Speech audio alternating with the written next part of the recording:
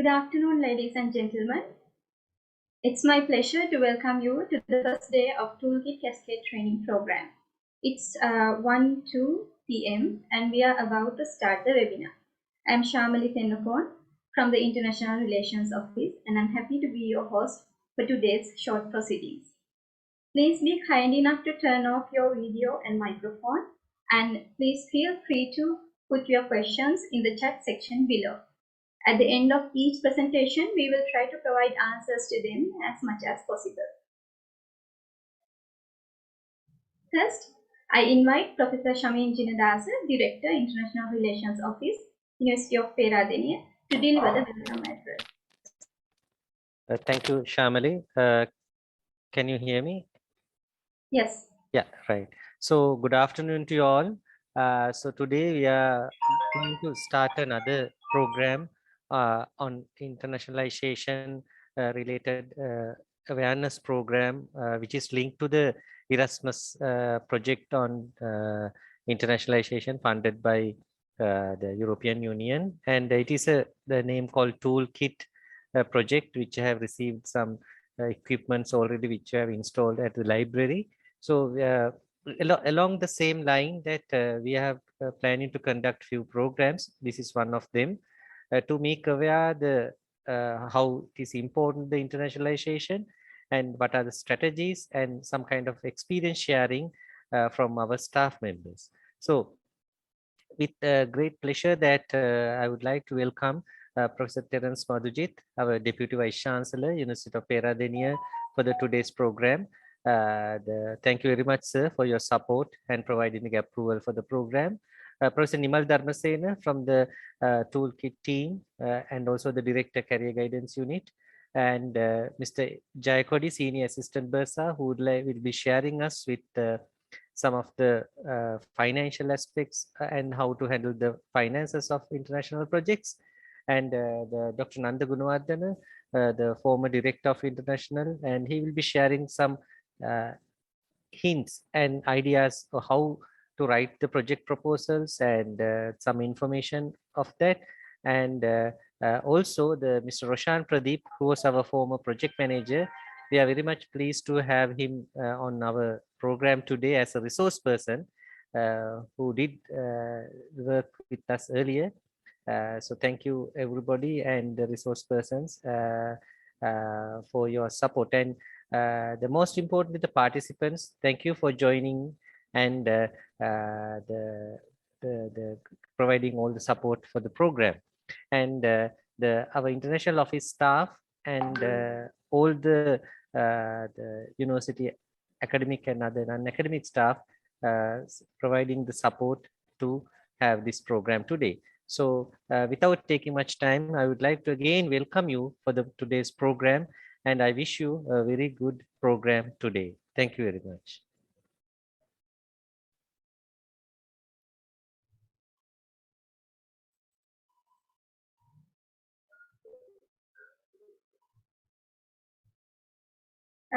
Thank you very much, sir.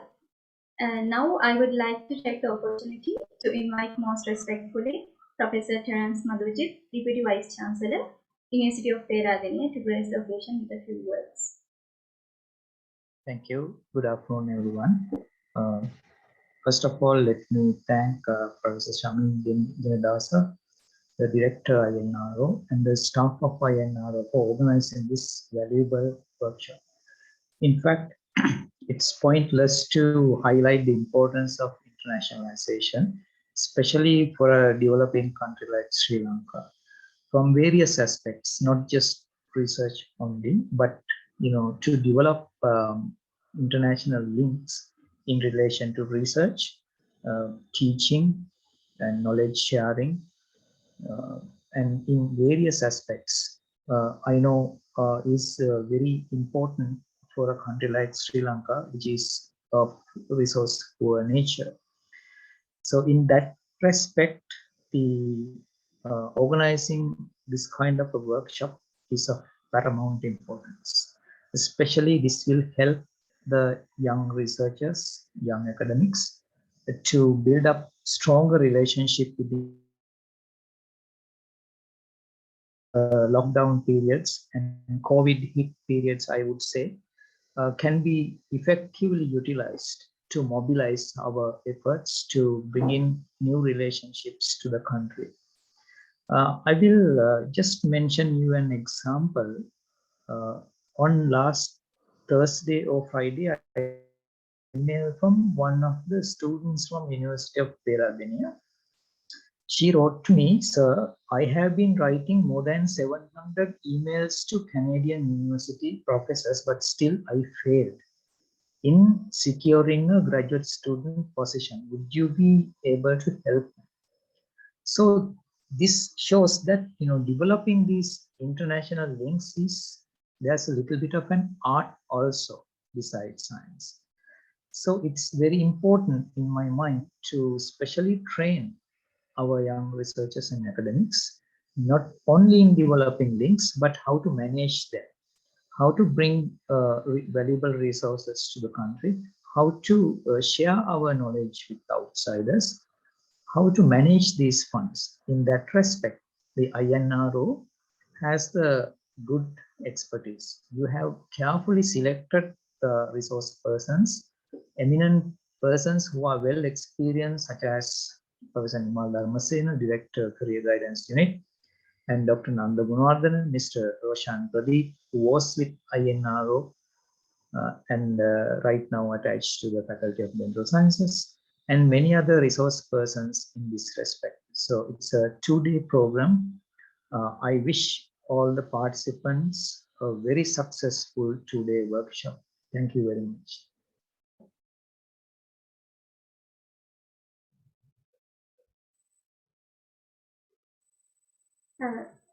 Thank you very much for sharing your valuable ideas, sir. Now, I would like to invite Professor Nimal Dharmasena, a TOOLKIT project member and the Director, Career Guidance Unit, University of Peradeniya, to deliver the presentation on internationalization strategies. Yes, sir, over to you.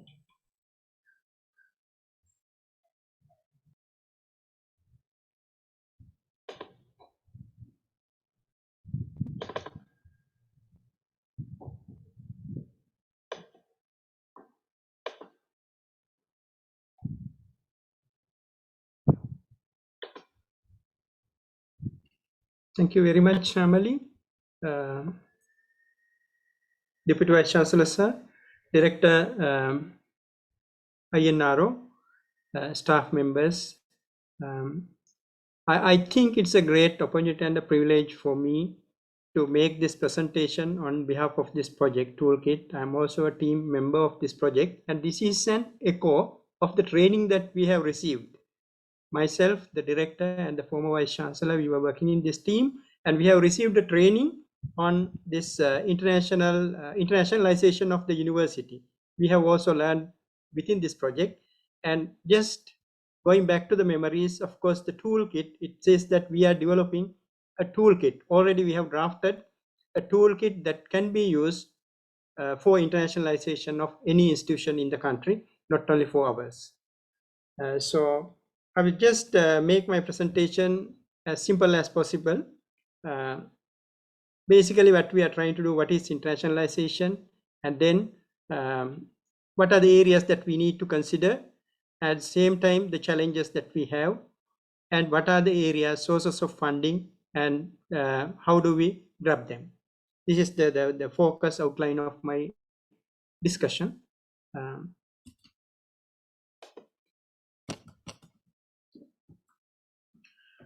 So internationalization strategies is the main topic that is given for me. I'm Professor Dharmasena. I'm a team member, as I said. I'm serving as the director of the Career Guidance Unit at present. Internationalization, we will see what it is at a glance. Now, this is a process of integrating international and intercultural or global dimensions into the purpose. As the higher education institution, we are conducting mainly teaching, research, and dissemination of knowledge. So we need to integrate international and intercultural aspects with the global dimension into these purposes. Is basically, when we think of, it is not merely a goal of the university. but we are trying to support the goals of the university through internationalization. We have goals, and internationalization is a supporting scheme, a push to the goals, to achieve the goals of the university. And basically, as an academic institution, if you are looking at University of Peradeniya and other university, of course, today we have University of Peradeniya staff, internationalization helps teaching, research, and innovation. As I said, that's the main role that we have. But not only that, while improving the institutional prominence, we need to show that we are significant, and we need to expand our impact in the national as well as international context. That's what the internationalization does mean: teaching, research, innovation, while improving the prominence of the institution in the local as well as international context. Why should we do internationalization? You may think, if you are not very familiar, we have also learned, as I said, it's an ECHO program. ECHO, we are just echoing the training that we have received. In the past, internationalization, we were looking at student mobility. Students going out, students coming in to the university. This was the aspect of internationalization. But today it is more wider, more broad. It has a strategic focus globally. National level, if we look at internationalization, it can be due to political reasons. Politically, we need to have international relationships. Can be socio-economic reasons, can be cultural. Basically, one example is that we are receiving a lot of students for arts faculty for Buddhist studies, maybe Sinhala from different countries in the Asian region. So these are cultural needs. But on top of everything, academic reasons are also prominent for internationalization. That's the main focus that we have. I'm not saying that others are not important, but they are equally important. But academic reasons, we will focus more on this. Academic reasons, international branding. Now we are boasting about ourselves. We are within the first 500 universities in the global ranking, right? Global branding. We need to have a better profile. Quality, or as I said, international standards. Capacity building, student and staff capacity building. And it's a means of internationalization, is a means of income generation. We get some money to the country, to the university, and we can form strategic alliances, networks, and at the same time we can produce knowledge production. This is quoted from a source and internationally. Now we will see the main focus that we have. Main focus, I just picked it up, the university ranking. I said University of Peradeniya, we are boasting about us, we are proud of us. So we are within the first 500 universities in the Times ranking, right? Just one point in the red line, right? I will just use my spotlight. You can see here, international outlook. It is there, one parameter. For the University of Peradeniya to become within first 500 universities, we have 41.3. 41.3. If you go to the university web, of course, you can find the web link. And you can see university ranking number 1, University of Oxford, UK. Their international outlook is 96.3. 96.3, right? So there is almost or more than double the mark that they have gained. So we have a long way to go.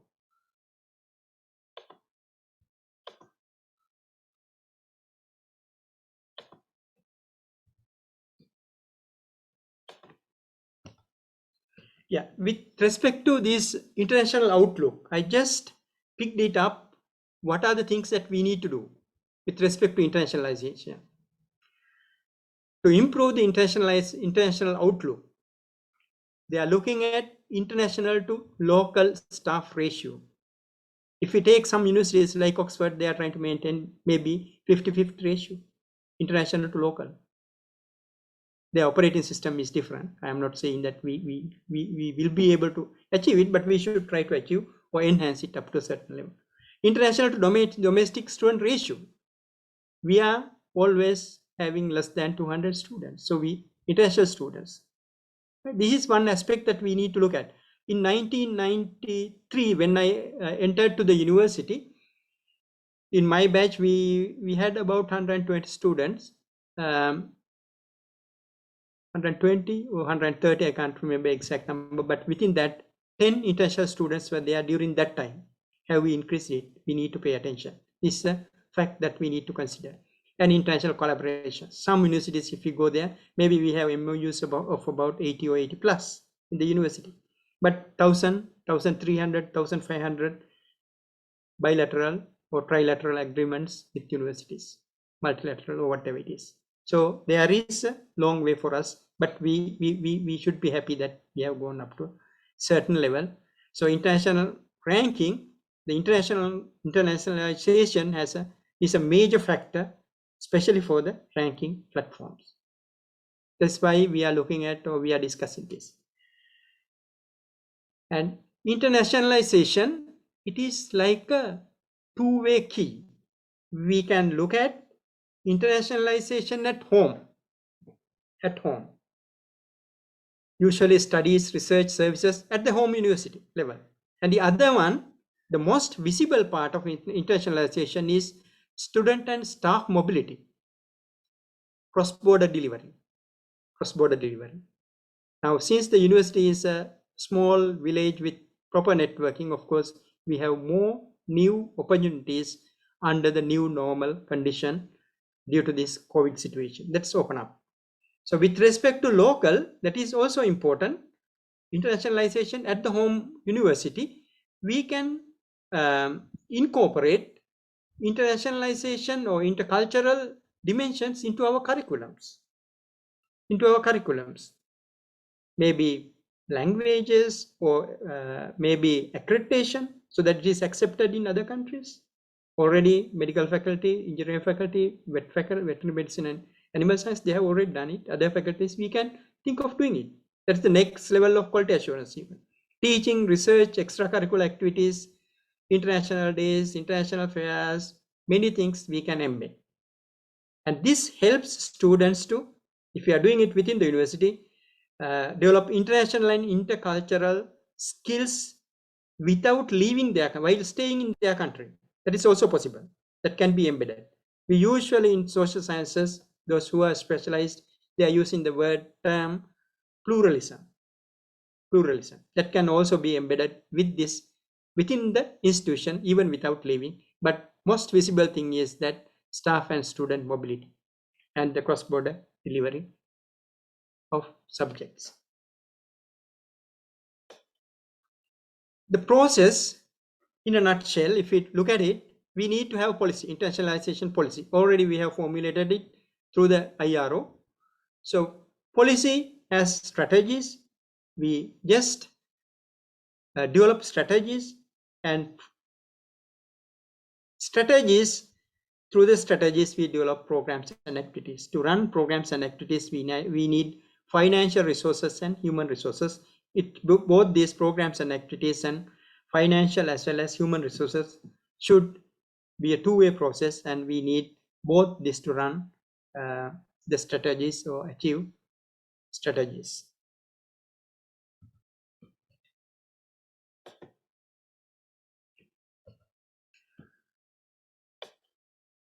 Looking at the factors which are affecting on the internationalization strategy. We are talking about the strategy. We need to have a policy, and from the policy we develop strategy.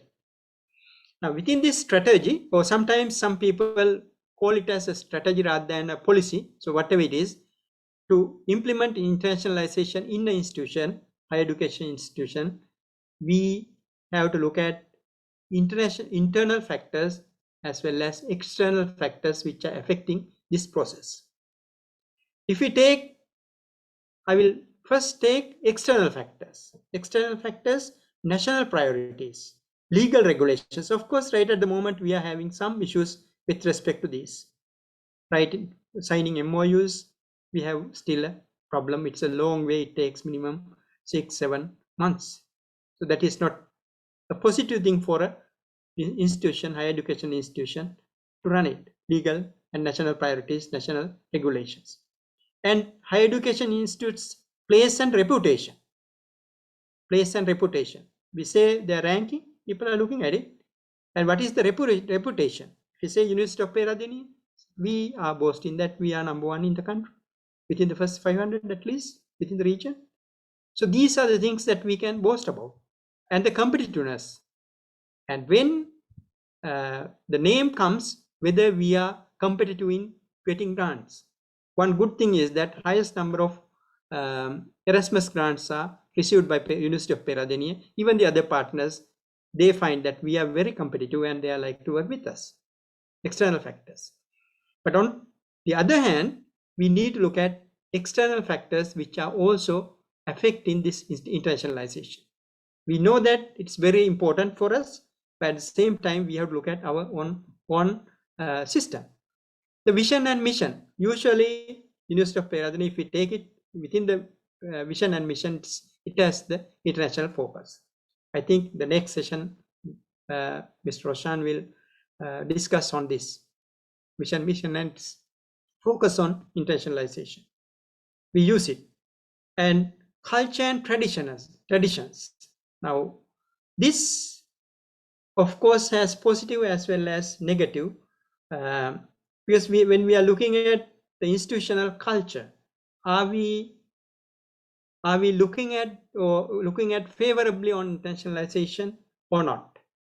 Most of the faculties, most of the academics, they are, of course, because we have a academic staff who have been trained all over the world.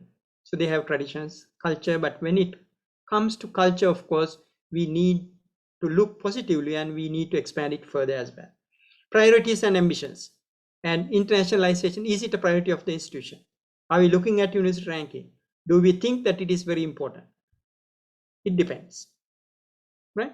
So University of Peradeniya, of course, we have paid a lot of attention over the years and we were leading it, and that was the reason behind falling us within first 500. Human and financial resources. Human resources are not a very big problem with respect to University of Peradeniya, but with respect to financial resources, still we have limitations, right? Do we have enough finances for this kind of programs? Unless otherwise, we are tapping money from international grants. Higher education institutes, structure and infrastructure. Now, I need to add one point. Are we really rich in this structure and infrastructure? When we are getting students, can we provide in-house accommodation for them? Do we have quality accommodation for them? And one of my examples within last, I think 2019 or so, before the universities or the pandemic, one international student came to see me to the career guidance unit. A girl, she said, I have lost 10 kilograms of my weight. This is a true story, believe me. 10 kilograms of my weight because I cannot eat food from these restaurants. I was just listening to her. She was explaining, this cashier is taking money from hand and deliver food using the same hand, bare hand. And I cannot eat. I am suspicious whether I will get infections. So I don't eat. I'm just fasting. Right? This is one example. The accommodation was within, we could not provide international accommodation. So these are the things that as an institution that we should think of. And especially with traditions and culture, I can remember some of the discussions that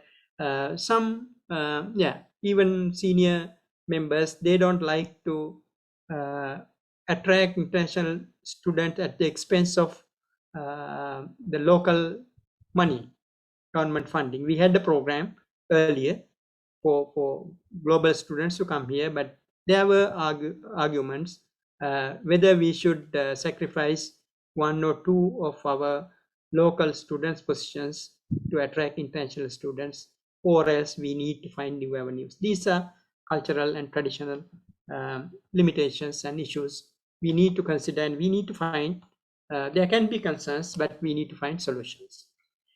And looking at internationalization, this was compiled in the European Parliament study. They have identified 5 thematic areas to be considered, broad thematic areas with respect to internationalization. First one is policy or internationalization strategy. Thanks to the IRO, we have developed this strategy. So we have it in hand. I will discuss what it is in detail. Benefits and drivers and values. We have to look at this. Why should we go for internationalization? What are the benefits? What are the drivers, values? We'll come into the details. Risk and challenges. We should not forget that we have risk and challenges. One good example is this COVID. It was unexpected. And we could not, some of the international projects, we could not run some of the activities that we planned as they are. Risk, we never thought of them. We never thought of a pandemic. Geographic priorities. Geographic priorities. What sort of universities, what regions that we are looking at, like that.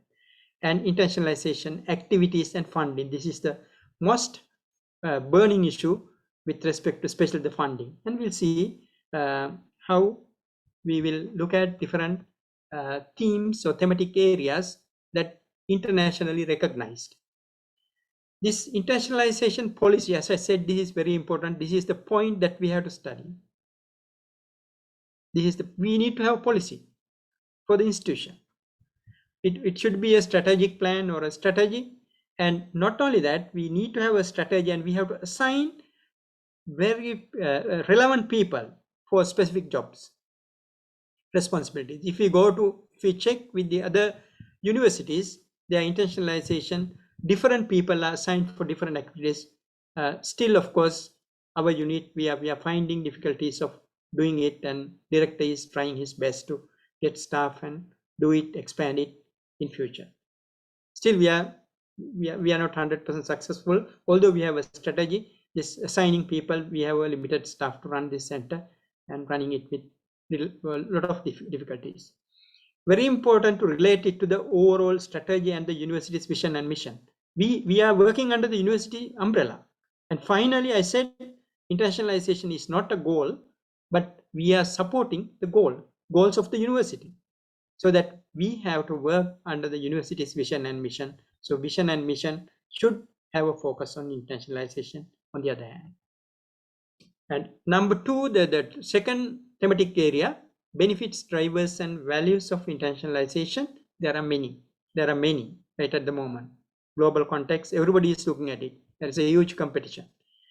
And if we use it, one of the main benefits is that we know that we have a lot of struggles with students. If we can expand their awareness on global issues, global behaviors, global trends, so that we can manage students, right? Even managing student unions is very easy if we are expanding the awareness on these global issues, global ways of managing student issues. And quality of teaching and learning, this is one of the most important. We are going for quality assurance. Not only the quality assurance, we can expand it with the international experience. Mobility programs, both student and staff, we can expand the quality of teaching and learning programs to match with the international standards. And strengthening the institutional research and knowledge or capacity building. Internationalization of the curriculum. As I said, if we can have the curriculum which is acceptable, internationally accredited, so that there is no problem of students to come here and follow a program, if the opportunity is available. Of course, most of the public universities, we have limited opportunities, but this is an aspect that we need to consider in the long run. And we can enhance the prestige of the institution. When we say University of Peradeniya, everybody knows. Now, one good example is that internationalization of the curriculum. With respect to these PG institutes, one example that I know, I am familiar with Postgraduate Institute of Agriculture. And the curriculums that we use, this is being recognized in the US, most of the US and Canadian universities, especially in the US universities. My own programs, engineering programs, they usually accept subjects that are being taught here. And it is not necessary for them to repeat over there for their postgraduate studies. So that depends on the prestige. It does not happen with all the universities, but ours, of course, this is one good example. International networking. This can be done at the faculty level or individuals as researchers. This networking has a lot of benefits, That is where the recognition comes for individual researchers as well as faculties. And this is also, as I said, is a source of revenue for the institution. We are getting money, lot of money for our activities. If we cannot find money from local funds, we can develop our universities using these funds. So what we need to think is that this is an opportunity to compare institutional performance. We can compare it within the global context,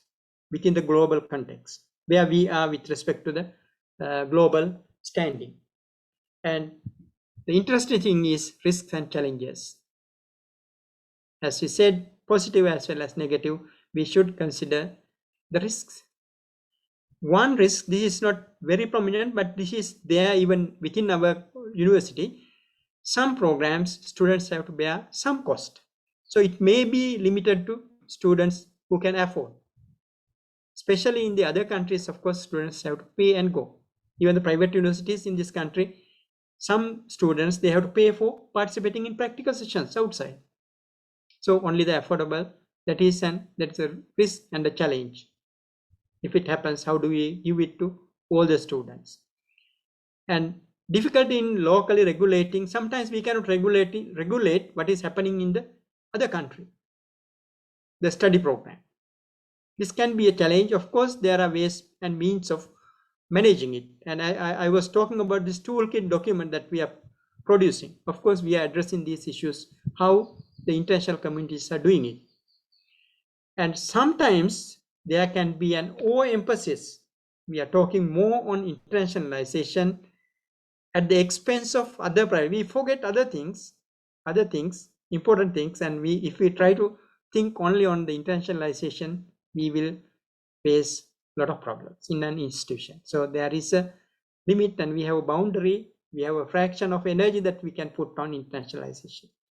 And the other thing is that internationalization, looking at the reasons of prestige, and we want to say that we are the number one and all that.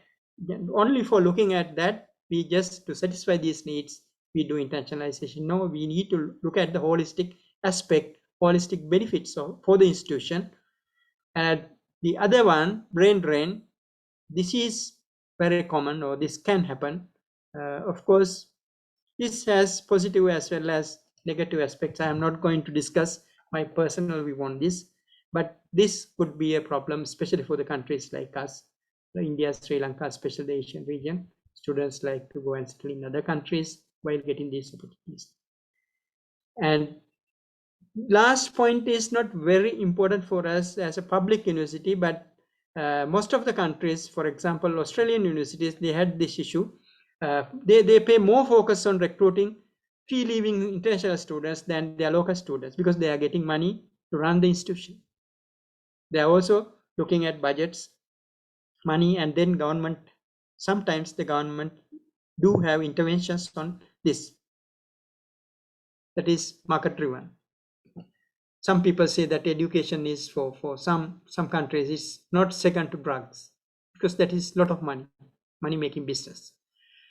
Number fourth thematic area is geographic priorities for internationalization. Which countries are we looking at, or regions, and why? Maybe we are looking at, we need to have focus. That's the important thing. Maybe we are looking at leading universities to have linkages, or the wide acceptability of the reputations. Maybe our intention to publish high impact research. So we are looking at research universities. Now, globally, most of the universities are becoming research universities. Then they pay less attention to undergraduate teaching, but they conduct postgraduate teaching. They are becoming research universities. Even in Malaysia, India, India has very recently started. Malaysia, they have already started, and most of the universities, they are becoming research universities. Unfortunately, we have separations between the main university and the postgraduate institutes. I will let you know other issues that we are facing with this segregation. Cutting edge technology, is that our interest? Location of funding agencies, right? Sometimes some universities, my department, they had projects with different universities in India, in European countries. That's a very good funding source. University is a funding source. They have projects, they are working with other universities with their networks. And this may be a very good platform for good collaborations. We can have very good collaborations. So which are the aspects that we have with respect to geographic priorities is of a very important concern. And where do we focus with respect to activities and funding? Activities and funding. With respect to activities, I said most visible is outgoing and incoming mobility. Are we looking at incoming students only, or outgoing students as well, or staff? International research collaborations, targeting innovations, entrepreneurship, and all these things. Or are we looking at strategic partnerships for mutual benefits, bilateral or multilateral? Or strengthening our curriculum? That is also possible, international or intercultural level, embedding them into our curriculum. What is the focus that we have? What is our interest with respect to internationalization?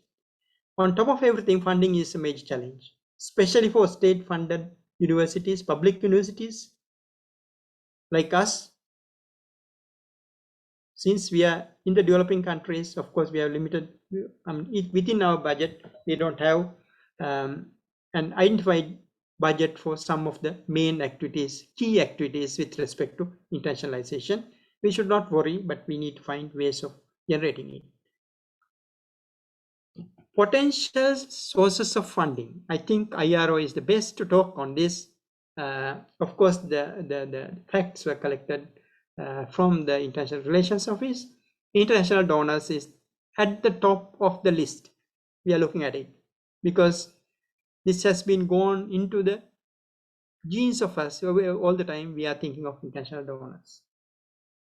But universities' own resources. We do have our own resources. I have reviewed 2 universities. I'm just sharing my experience. Rajaratnam University and Waimba University. I found that they have enough money. They have enough money because they don't have separate postgraduate institutes. They are running programs at the department level, faculty level. And they said they have unlimited money earned within the faculties, within the departments. So they use this funding for internationalization, and they have limited opportunities, but still they use them. But as a main university or number 1 university with respect to earn funds and all, use them for internationalization, still we have a lot of limitations, lot of issues. We need to look at them. Bond recoveries, of course, we are using. We are using it. I myself have also used it. We can use them once in 5 years. Support from government, very limited, but I can't say no. Ministries, there can be external projects. So external projects can be like this World Bank projects, but not only them, even the consultancy projects. We can find opportunities. Teams of staff members, including the Deputy Vice Chancellor, we were working on a project and they offered some internationalization support within the project. And fundraising, we can raise funding. Alumni for internationalization activities. I have seen even in Indian universities, they have raised funding for building accommodation for international students, alumni funding. Right? There are no limits. Even the sky is not the limit for these activities. We need to look at the future. Private funding. Sometimes we spend our own money. I wanted to get a training.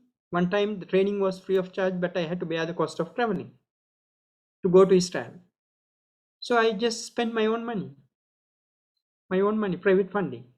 There are instances that, with respect to the other countries, of course, they are using their private funding, so university earned funds for these such activities. There can be many other, but there is a list of international donors.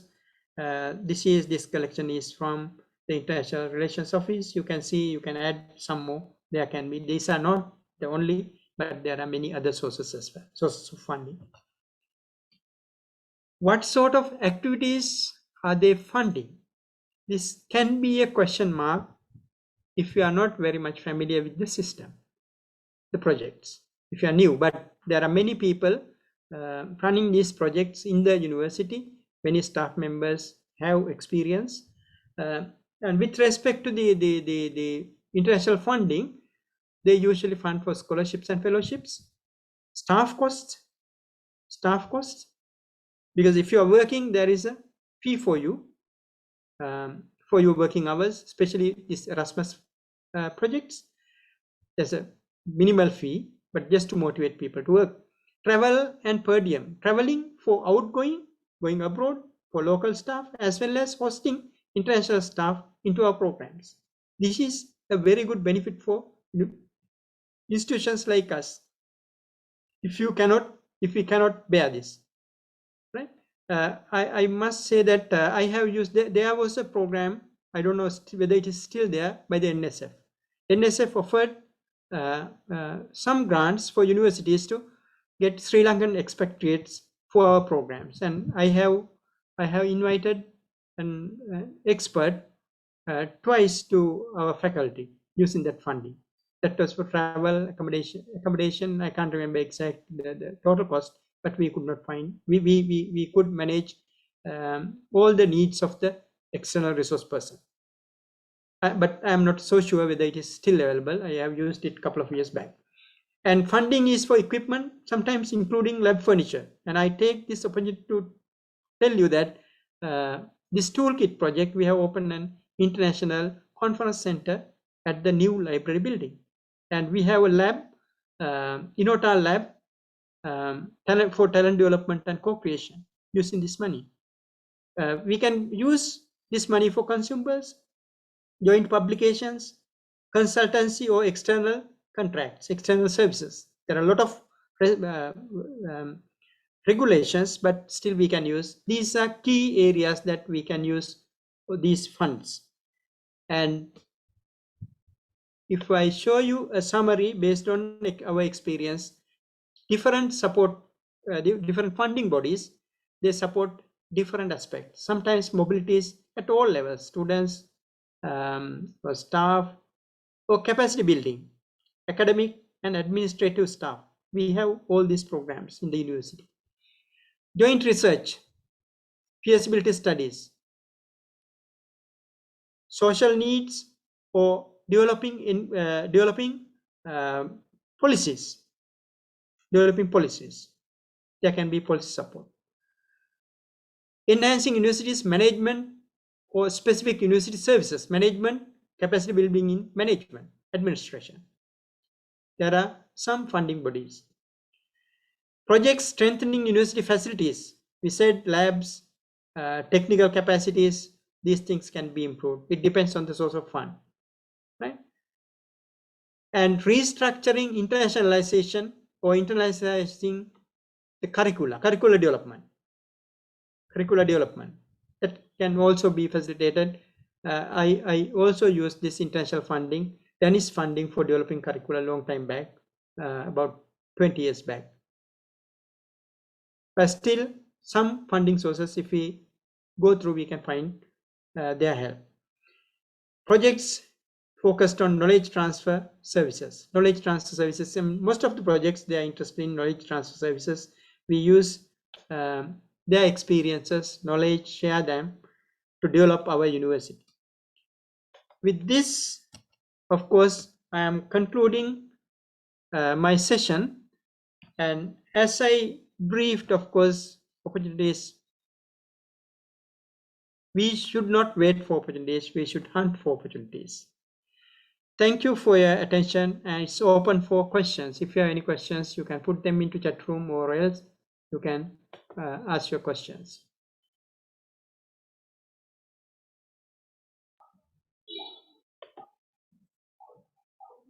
Thank you very much for your very informative presentation, sir. Please feel free to post your questions in the chat section. So actually, as INRO, we have some questions to you. Could you please explain us, are there any specific strategies that we can use to increase the number of international staff and students? Yeah, what I think is that this should be addressed at the faculty level rather than centrally addressing it from the International Relations Office. One way of doing things is that we can find visiting staff who do not expect money from us. Maybe they have retired, but they are waiting for some opportunities. So if we just make an advertisement, I used to learn from such people. For example, I learned IELTS from a retired staff member through the British Council. And there was a request from the Faculty of Agriculture to the British Council to support in developing these English language skills of teachers. So we need to look at this kind of institutions where they are working for where they are making collaborations with universities by supplying providing experts. For example, Koika, I know that they have a program. They are producing. They are giving us experts on their expenses. So these are two examples. As I said, NSF, we had the program. We need to inquire. I'm not sure 100% whether this program is still available. So we need to identify avenues of getting this staff. Maybe Sri Lankan expatriates who are willing to come here and work. In my department, there is one such expert working with us. So these are the avenues that we have to find. We can find, I mean, if we try hard, of course, as the faculties, as the departments, and I'm not saying that IRO is impossible, but you can also put your energy. If we work in harmony, of course, we can find resource persons. Thank you. I think there is a question from Dr. Maheshwaran. Thank you for a very informative presentation, sir. My question is now, I think you also have highlighted in your speech now, these MOUs are getting unnecessary delays. Now, from the faculty side, we have recently initiated MOU with the Indian Center for Cultural Relations, ICCR, where they agreed to provide a scholar to serve in the Faculty of Management. Now, the council has approved that, the MOU, and we don't know where it is now. Now, on the other hand, the Assistant Commissioner, Candy, is process bit, bit quick so that we can get a professor from there, because faculty like us seriously need some, international scholars and experienced professors. So if the university, I think DVCs are also there. If you can support us to make this happen quickly, we are so grateful. Thank you. Yeah, I think rather than me, I think Professor Shamin can give a comprehensive answer on this, because I just participated in the discussions with the Vice Chancellor how to do things fast in the university, but Professor Shamin can add a very comprehensive answer. Professor Shamin? Yeah, Professor Ramsena, this is regarding could you repeat it again, please? Yeah. It is ICCR. I think, Professor Amin, you know very well. ICCR, Indian. Chair. Yeah. Now, council also approved this, the MOU, and I remember we need to get the government approval also for this. Yeah. And on the other hand, the Assistant Commissioner, Candy High Commission, is so interested and is always inquiring what has happened and how we can implement this.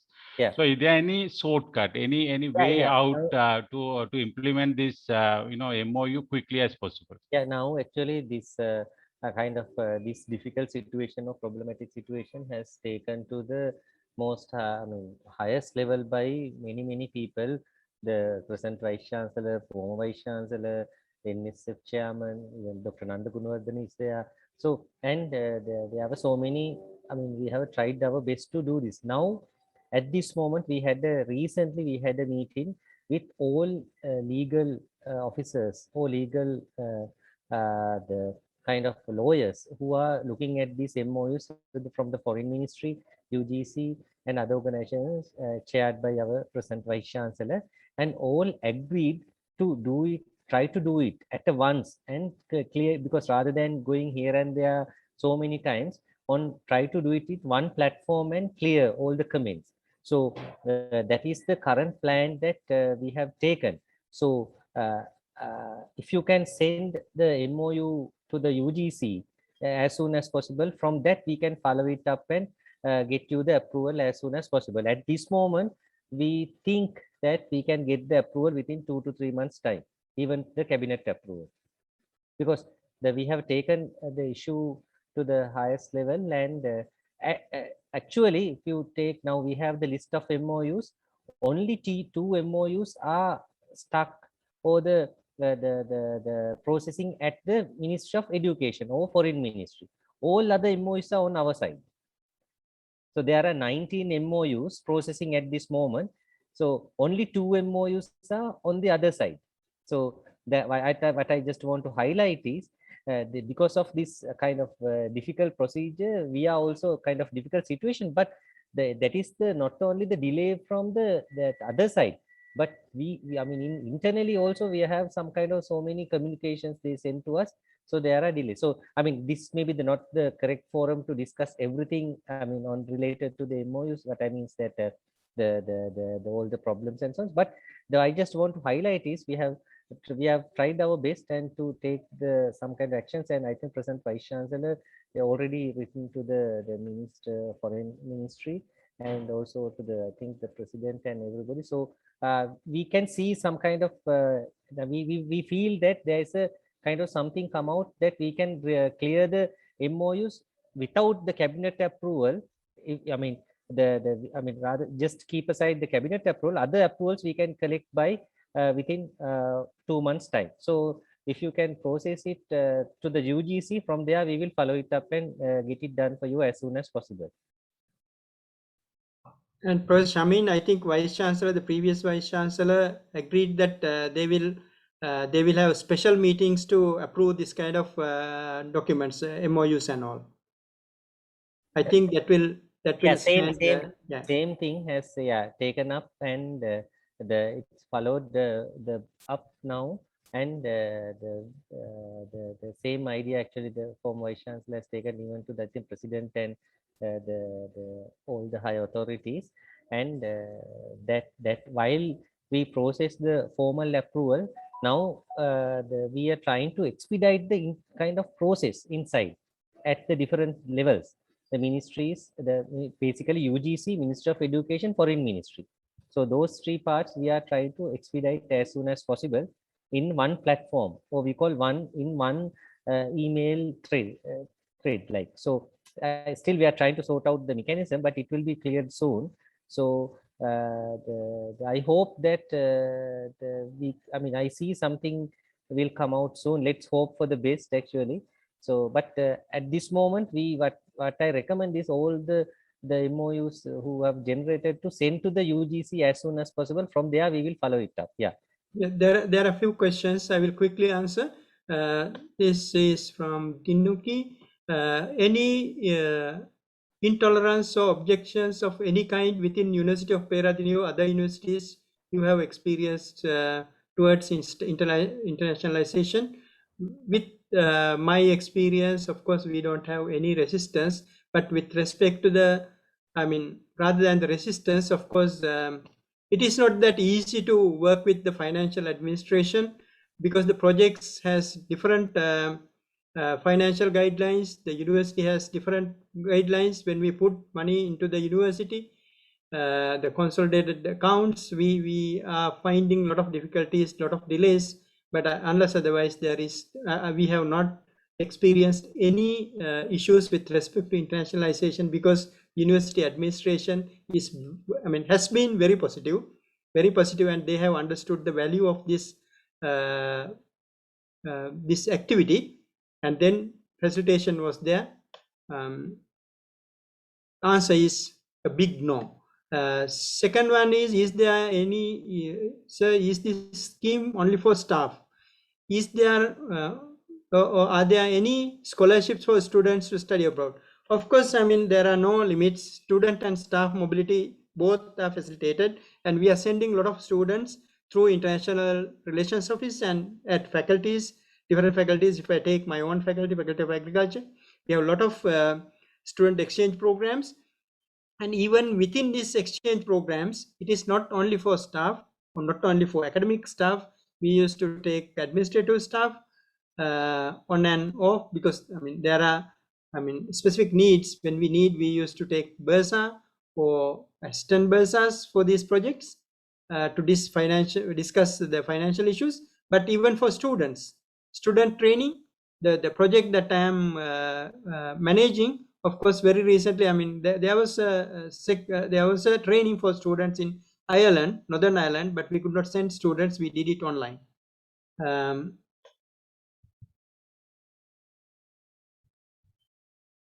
Yeah, I think I have answered those two questions.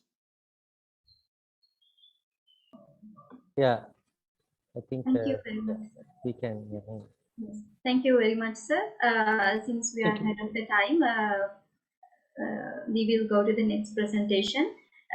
Thank you very much again for your very valuable presentation and very informative explanations for the questions that have arise. And now I would like to invite Mr. Roshan Pradeep, the former project manager, International Relations Office, to deliver the presentation on internationalization strategies of University of Peradeniya. Roshan, over to you. Right. Thank you so much, Shamali, and thank you a lot for giving me this opportunity. So I hope you can see me right now, and I hope you can see my screen. Yes. Okay. So since we are a bit behind in time, I'll start off very quickly. So after Professor Dharmasen explained on the main ideas or main aspects of internationalization, I would like to share with you about how University of Peradeniya continues or handles its internationalization operations.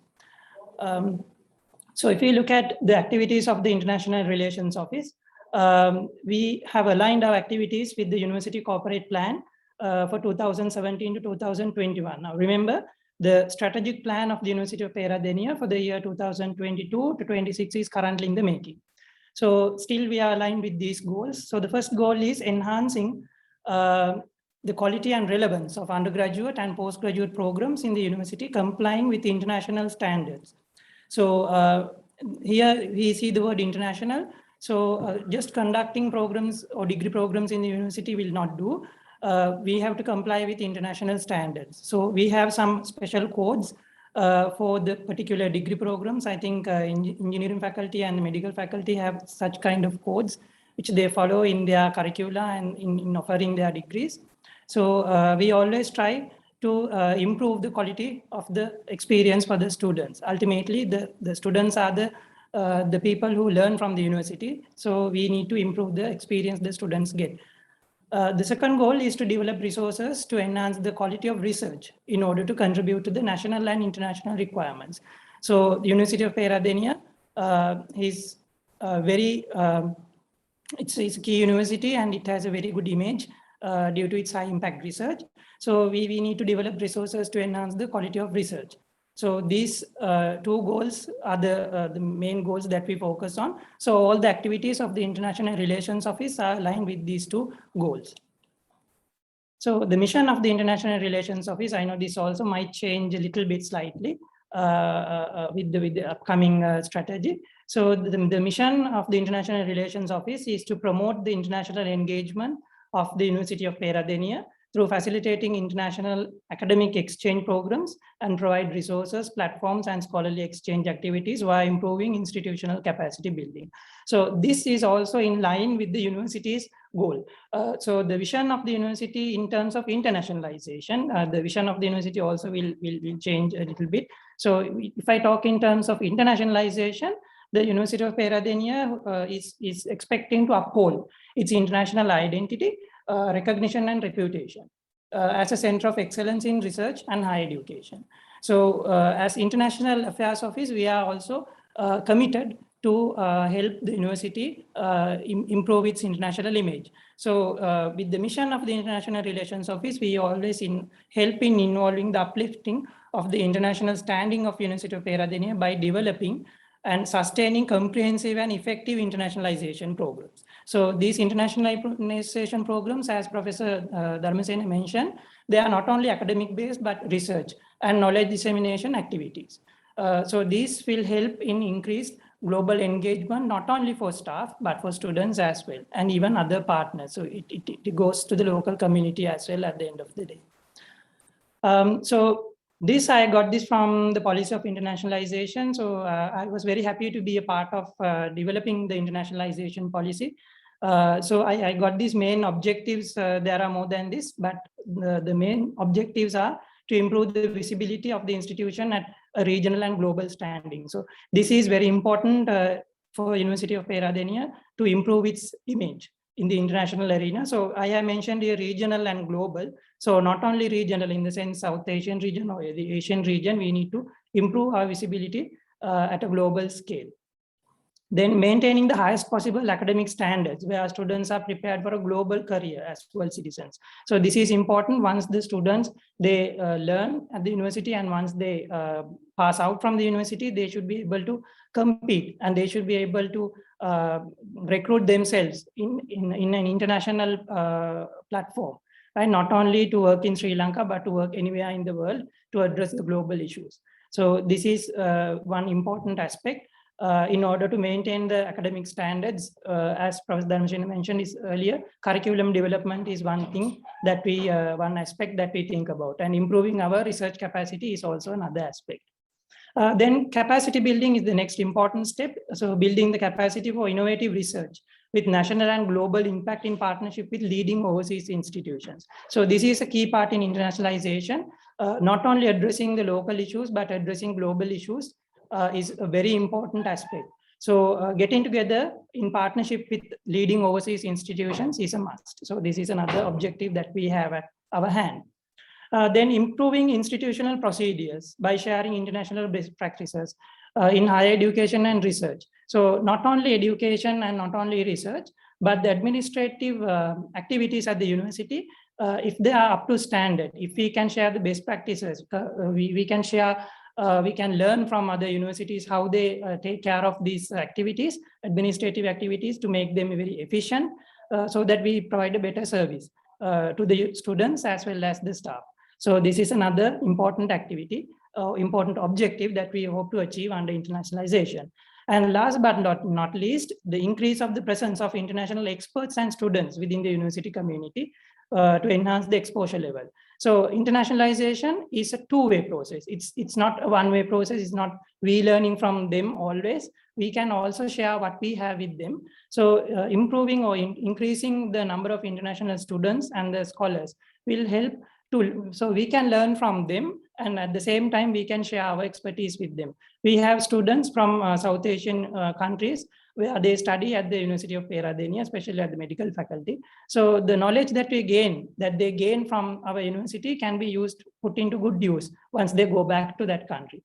So the presence of international expert is not only for our development, but for their development as well. So some of the major activities in order to achieve those objectives, I wouldn't say that these are the only activities.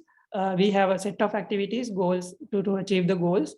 Developing the current websites is very important in compliance with the international standards. So up-to-date information in the university website, the faculty websites, postgraduate institutes, and even the international relations office. So this also helps in the visibility of our university. If there is enough information available in the website, that itself is a convenient way for the people to find information that they want.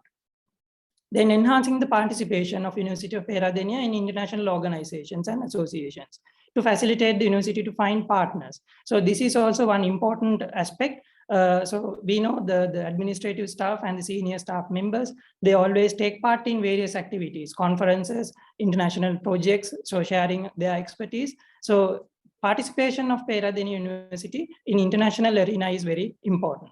Then promoting the collaborative research projects or joint PhDs, so while still catering to the research which fulfill or which are to address the local issues. So this is also another activity that we are hoping to do. So this collaborative research, not only collaborative research, but collaborative other programs like joint masters or joint PhD programs, and maybe doing part of the degree in another university. So those are some international collaborations that we are conducting.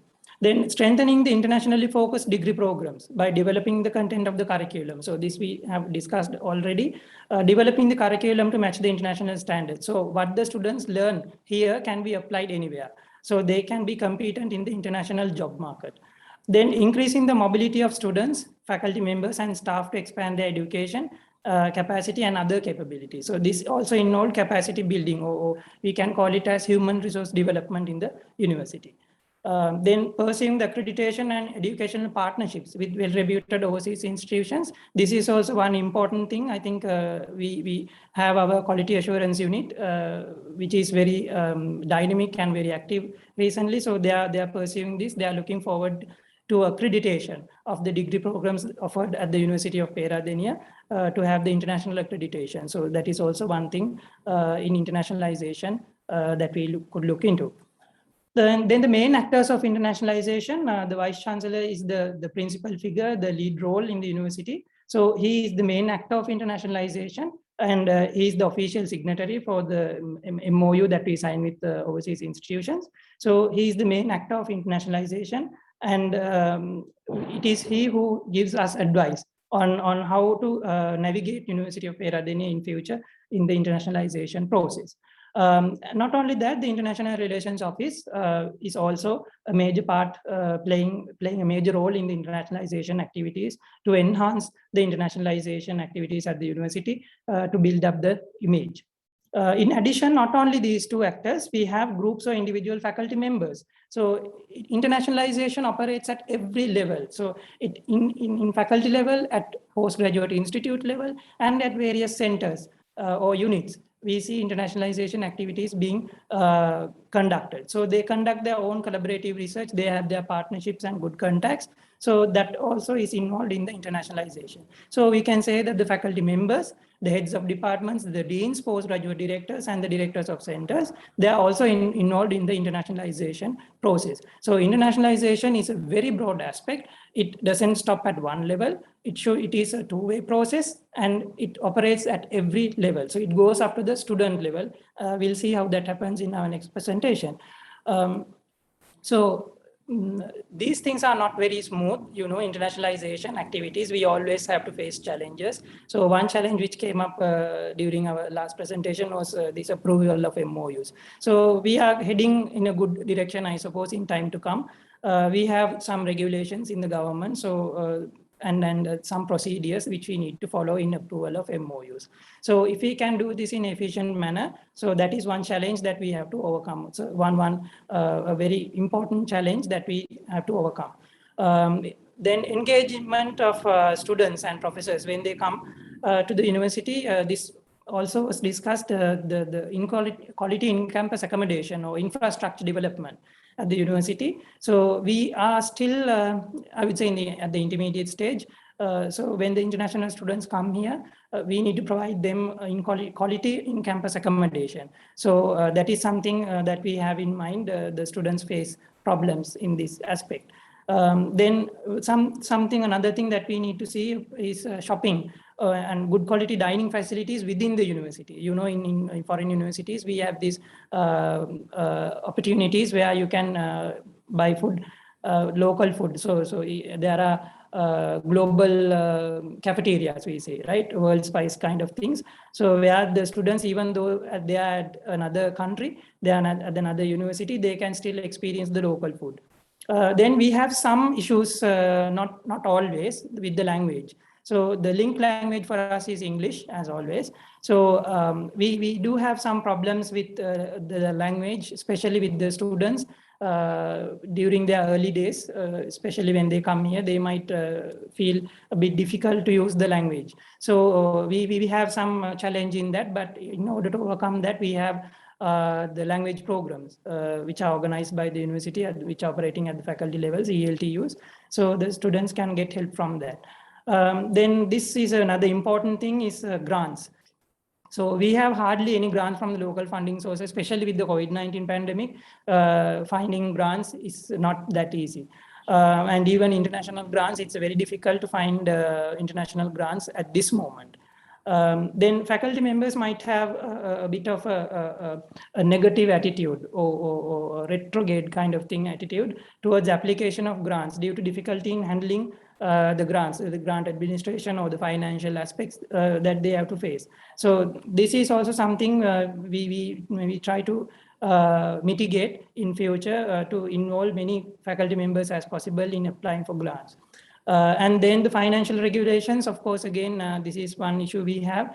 Sometimes they can be cumbersome and impractical, or sometimes they can be incompatible with the granting bodies. So we need to bring into some kind of a compromise. We need to come to the center point and try to address these issues, especially when it comes to financial regulations. Sometimes the procedures we have, the approval processes we have, it is too lengthy, and by the time we get the approvals, sometimes the project period might be over. So these are some major challenges that we have for internationalization at University of Peradeniya currently. Then when talking about the limited resources to international funding, so this was a major thing that we discussed right throughout. So if we have limited resources and especially limited funding, so we need to diversify our income sources. So how can we do that is we need to increase the contribution from international funding bodies, because the local funding, it's very limited all the time with our GDP and all these things, the amount of the allocation that we get for research might not be enough. So we always need to look forward for international funding. So how can we do this is by providing effective and dedicated services. So we usually the Peradeniya University, the International Relations Office, we have some kind of dedicated services, but we offer these free of charge. But in other universities, they provide consultancies and things like that. So there are also some avenues that we could think of. And the most important thing here is the strategic regional and international partnerships. So getting memberships of various organizations and being a part of these international funding schemes is very important for us to secure grants. And we have committed academic staff members. So these two, I would say, are linked together. We have eminent staff members, well-reputed researchers. They conduct their research. They conduct study with high impact. So this will also help us attracting grants, because when the granting bodies realize that there are good researchers, capable people, they will always turn to us. So committed staff members to follow international grants to conduct their research and other international activities is a must. So these are some aspects that we could think about when looking for international funding. And then the development of international relations, it goes in this way. So generally what we do is we start with an agreement or partnership that we build up. And we build networks also. That networking comes through working in collaborative projects. For example, we have the Erasmus projects. Right now we have this TOOLKIT project. So that is one example. We work with a consortium with a few European Union members, program countries we call them. And we have other Asian partners as well. So building up partnerships through projects is one aspect, and having MOUs and working on those activities is another way. So if we talk about these agreements, they are mainly based on student and staff mobilities. And then the next step of developing the international relations would be the curriculum development or accreditation of the curriculum. So once we have a kind of a stronger link with the universities, we can get their help. We can get their support in improving our degree programs. And then international faculty is something where we need to look forward to. We need to improve or increase the number of international staff members at the university. So once these partnerships have been built up, we can bring the international faculty members. One thing we have here is the international faculty members. They are not in full-time capacity working at the university, at our university. Most of them are on part-time basis. So if we can improve this with time to come, that is also very helpful. And the last one, I would say the key point in developing the international relations is where we do joint programs. So we have the private universities have always started this by now, where they conduct the degrees offered at foreign universities at this university. So for Peradeniya, of course, what we can do is we can initiate joint programs where students can learn part of their degree. They can continue study part of their degree here at Peradeniya, and they can continue the other part at the foreign university. So this involves joint master's programs, joint PhD programs as well. So next, I would like to talk about the role of International Relations Office in internationalization. So this actually involves the main activities that we do. We initiate MOUs and partnerships. That is one of our mandates to increase the partnerships with foreign universities. So based on these partnerships and MOUs, we exchange academics and both, when we say staff, it's both academic staff and non-academic staff, the administrative staff inclusive, and the students. And not only exchange of these people or exchange of students and staff, we exchange educational material, and we produce joint publications, we do collaborative research, and we publish jointly, we put out papers. And we provide consultancies for international partners, and we communicate continuously with foreign universities, and we provide consultancies for international projects. So we work with a lot of Erasmus Plus projects, and European Union is a very good a partner that we are working with. So, as Professor Dharmasena mentioned, we are very happy to say that we are a big part of Erasmus Plus projects in Sri Lanka. So we do consultancies, we conduct awareness programs in order to improve the awareness and promote the various international projects done at the university. So development of joint degrees and joint research programs, yes, we do that. We develop joint, we always talk to our partners in developing joint master's degrees or joint PhDs for the students. And then organizing of various types of events. Not only we are not restricted to this, we do international symposia, conferences, seminars, we conduct workshops. So we bring people, we get their expertise so that they can share their knowledge with us.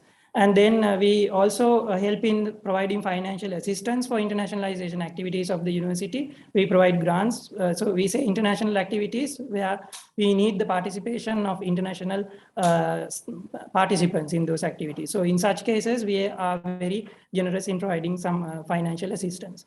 Then we also have the database management related to internationalization or international activities of the university. So we currently publish the international activities conducted at all faculties in our website. And we also do, the activities we do are also published.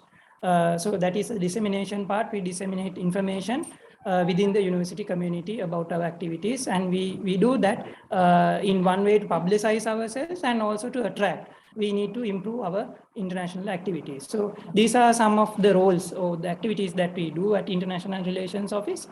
And next, I would like to share with you some of the good practices. So networking methods. So networking is a very crucial aspect in internationalization. Maintaining contacts, having good contacts is very important. So we conduct seminars, awareness sessions, and various other events. So these can be considered as networking, because we bring down people, the expertise on various fields, various subjects. So we get to connect with people. So by conducting various types of events. And not only organizing the events, we also do some events where we can bring university representatives, conducting mini fairs, mini education fairs, things like that.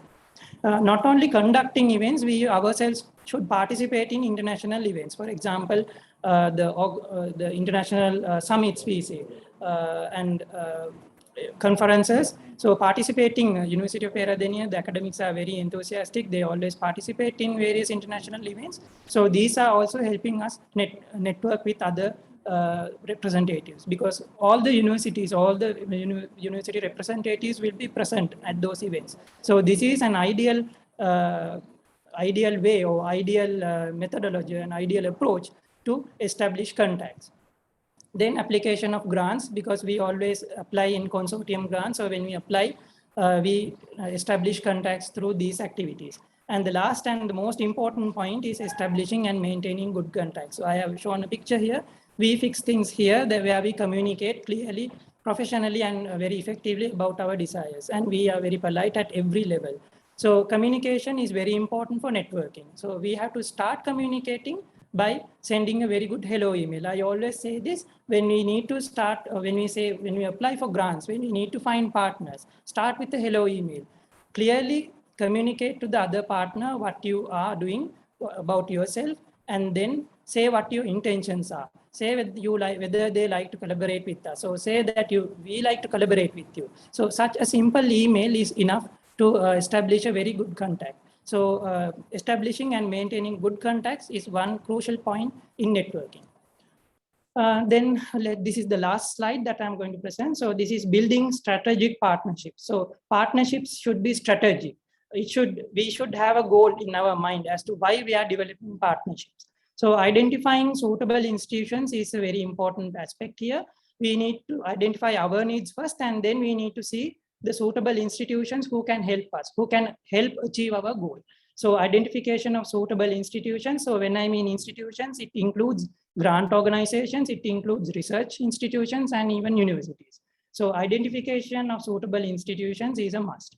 Then after identification, we go for the discussion. So as I mentioned earlier, a good hello email always works, and initiating of discussions to see how we can communicate our ideas, to share our intentions with each other. We need to effectively communicate to share that intentions, what they have to offer and what we have to get from them. And sometimes it can be the other way also. We can share what we can offer to other partners. Then, of course, we go ahead with the formalization. So formalization involves preparation and signing of agreements. MOU means Memorandum of Understanding. MOA means Memorandum of Agreement. So this is a little piece of paper which indicates the activities and the intentions of the two partners and what we intend to do in future.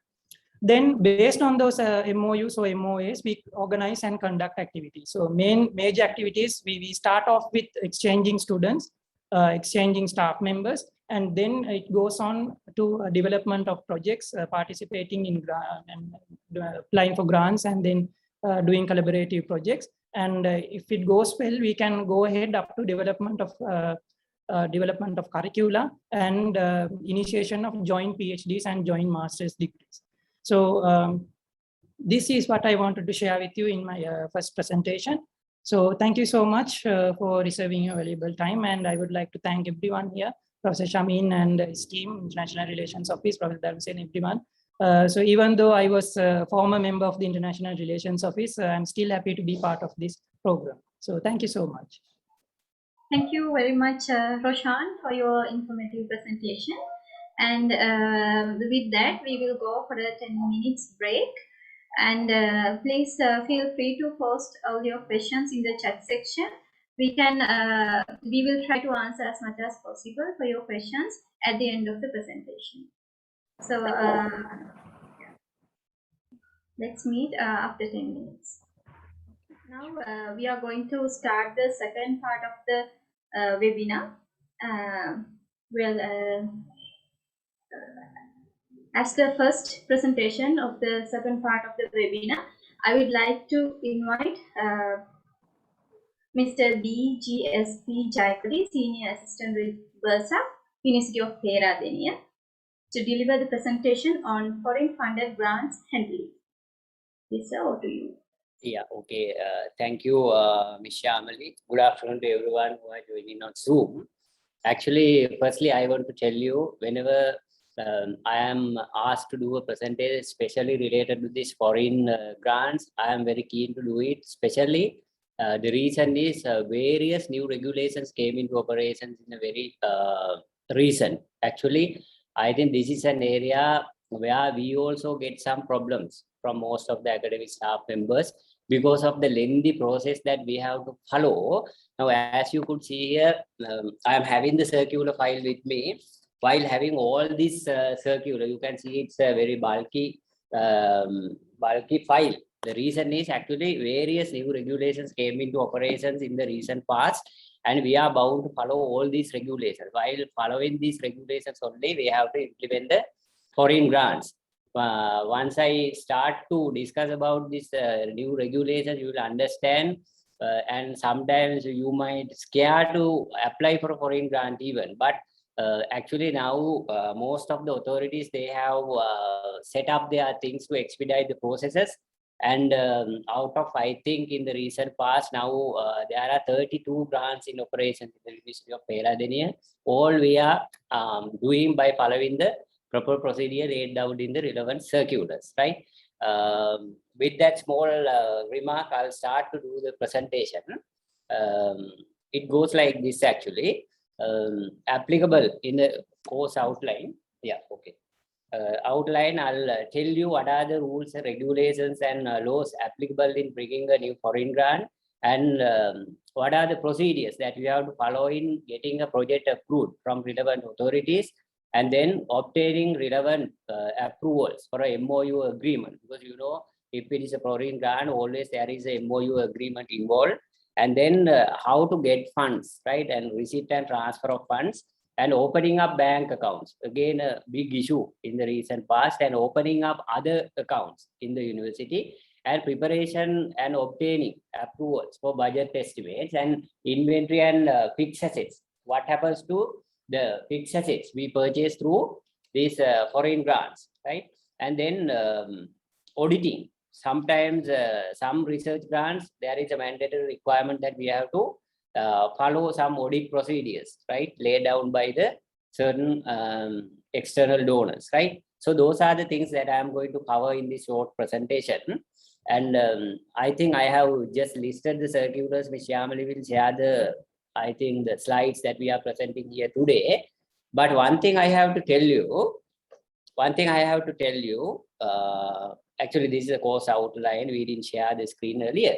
Right now, as you could see here, there are various regulations directly applicable for executing a foreign grant in the university. But out of the other circulars, I would like to highlight you the last one, which is the comprehensive guideline issued by the University Grant Commission, by including all these regulations, right? You can see here, if you go to the UGC website, you have DRIC here. Under that, you have MOU and foreign funding project. If you click here, MOU, you can see the things that you have to follow and the procedure that you have to follow and the relevant annex document, right? It's a very comprehensive guideline. Again, for the MOU sign and foreign funding projects, again, the same guideline is there in the website, right? So you can leisurely check these things. Actually, this is a very comprehensive guideline issued by the UGC by combining all the circulars introduced by Treasury and then Ministry of Education and various other authorities. Combining all those regulations, they have introduced a new guideline that was recently uploaded to the website. And again, in the university website also, we are in the process of updating a comprehensive guideline, which will be easier for you to follow and bring out a new foreign grant, right?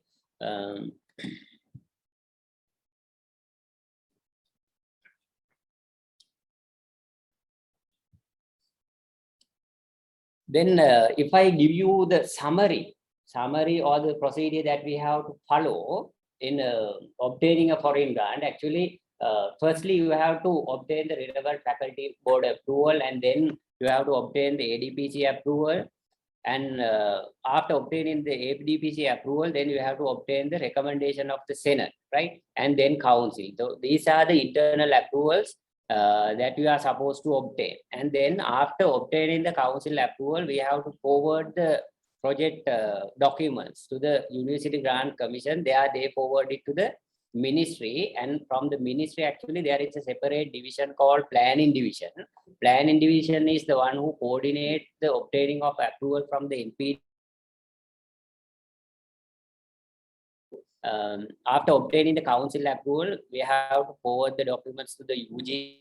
See here, project proposal and the project submission format in the specified format should be forwarded to the chairman UGC and the secretary, Ministry of Education. You can see a project submission format. I have annexed it here, field 1. So there you have to give a complete details, right? Complete details on the project, project objectives, rationale of the project, and then project objectives, target beneficiaries, like that. It's a comprehensive document that we have to prepare to obtain the National Planning Department approval, and then you have to give the project impacts, outcomes, and then planned activities under the project, and then budgetary and various other things. Actually, you can obtain all these documents from the website I have mentioned you earlier. And then after obtaining that approval, NPD approval, we have to obtain the external resources department approval. For the external process, up to obtaining NPD and ERD approvals, it takes about 2 months, nearly 2 months, 1.5 months to 2 months, because it has to go through the UGC to the ministry, and from the ministry there is a separate division, as I mentioned earlier, planning division. Then they are the one who coordinate the process of obtaining approval from NPD and ERD. So the portal process, external process, it takes about I think 1.5 months to 2 months. But internal process, pending the internal process, even we can forward the documents, because in the UGC document, they at the moment actually they are not asking for this internal approval. So what I advise to most of the grantees, you better start both process simultaneously and forward the documents to UGC. Then while obtaining the UGC, NPD and ERD approval, internal approval also we can obtain from here, right? And then signing of MOUs, right? Signing of MOUs, again, you have to start from the faculty board, and then it should come to the ADPG and to the Senate, and then it goes to the council. And you have to accept the, the process that you have to follow under approving and obtaining approval for projects. Here you have to obtain the approval or the observations of the legal officer for the draft MOU, right? And after that, we have to obtain the clearance from the Foreign Ministry and from the Attorney General's Department, and ultimately it should go to the Cabinet of Ministers. Now, as you could see here, various processes we are bound to follow. But thing I am advising here, you better start the internal approval process. While starting that process, we have to seek the external approval. Right, though it gives kind of a lengthy process, there are instances where we were managed to obtain approval within 2.5 months, but except the Cabinet of Ministers approval, all other approvals we could obtain within 2.5 months period. So that is the procedure in case of MOUs and the project, right? And then receipt and transfer of funds. This is again a problematic area, because in one circular it clearly specified that the university is free to obtain funds from directly from the treasury. But when ERD grant approvals, though that circular is still operation, that 2020 ERD circular, there it says implementing agency is free to obtain the funds directly to the implementing partners accounts or to the treasury account. But when it comes to the ERD approval, they specifically mention that it's a mandatory thing that funds should channel through ERD. ERD, not actually ERD, it should channel through treasury, right? Two ways are there. One we can directly obtain, and the other one is we have to obtain the funds through the treasury. In case funds directly comes to the treasury, actually it should be released to the from central bank to the treasury to the ministry to the UGC, right? Again, it's a kind of a process that we have to follow. If money directly comes to the universities, we are free to disburse it from the following day itself. But if we go by the treasury through treasury process, it takes again another maybe 1 month to get the funds released. There actually, it's a mandatory thing that we should obtain all preliminary approvals, which I mentioned you earlier, right? And then you can see here now, attach a letter here. You can see here ERD letter is here. If in the ERD letter, you can see here in the first, second, third, fourth paragraph, you are requested to ensure that facilities including the funds and equipment are properly accounted and utilized as per financial regulations and relevant treasury circulars and letters of the Department of External Resources dated 25th July 2019 and dated 14th, like that. In this regard, we would like to highlight, here you can see here, we would like to highlight that the funds released by the donor should be credited to the DSD's account. To utilize such funds credited to the DSD's account, you may contact the Department of National Budget for provision of necessary budgetary allocation and Department of Treasury Operations for the disbursement of funds thereafter. Like I mentioned you, even though the circular gives some sort of freedom for us to bring the money directly to the university account, here actually in the ERD approval letter, they specifically mention that funds should channel through the treasury, right? There actually we have no option rather than just complying with these regulations, right? That also I have to mention you here. Right. Then if allocation should be, if money comes to the treasury, then allocation should be made through the annual estimates. Say if the project goes from 2021 to 2022, in the 2022 budget estimates of the university, then we have to include the provision for the particular project that you are running in the university, right? When there are no provisions, say for instance, now we don't have enough budgetary or the estimates in our annual estimates, then there is a procedure that we have to go by this FR 66 application procedure. There we have to show this amount of money has already come to the treasury, and out of that we need this amount of money to run in 2022, 2023 and like that. Then we have to follow a separate procedure in case money comes to the treasury directly, right? Then the university should submit detailed monthly expenditure report which with clear expenditure lines and supporting documents to the line ministry if funds are directly disbursed to the university. The requirement of reporting expenditure is there, right? Even though money comes to the university account directly or the money comes through the treasury, the requirement of submitting monthly expenditure report is there. There is a specified format. So all grantees are supposed to fill it on monthly basis, because this could be changed. The frequency can be changed. I remember that when I came to this division in 2015, the requirement was to submit on monthly, not annual. Then they changed it for once in 6 months, and later they changed it to once in 3 months. And now the requirement is monthly expenditure. We have to report to the treasury, right? Then another issue is there actually opening up. Sometimes the donor might mandate for us to open a special foreign currency account, right? If donor mandates for us to open such an account, then we have to make a request through the UGC and ministry to the treasury, not to the treasury actually, it should go to the central bank, requesting and attaching the relevant documentary proof that donor is asking for a special foreign currency account only to record the transactions of the particular project under reference, right? So that requirement is there, and that that facility also there, but it takes again another maybe 1.5 months time, right? So you can calculate by your own the time it might take for you to start the activities, right? That's what I'm giving you the rough estimations about the number of days it might take for us to implement and set up the things, right?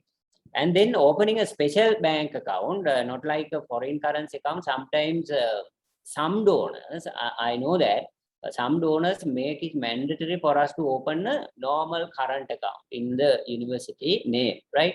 Not the university common account. Then if they mandate for us to open for a normal current account in a public bank, then we have to obtain the council approval, and obtaining the UGC approval is enough, right? Then actually, in our case, actually, we highly discourage to obtain a bank account only for a particular project, because here actually we have about 60 bank accounts, right?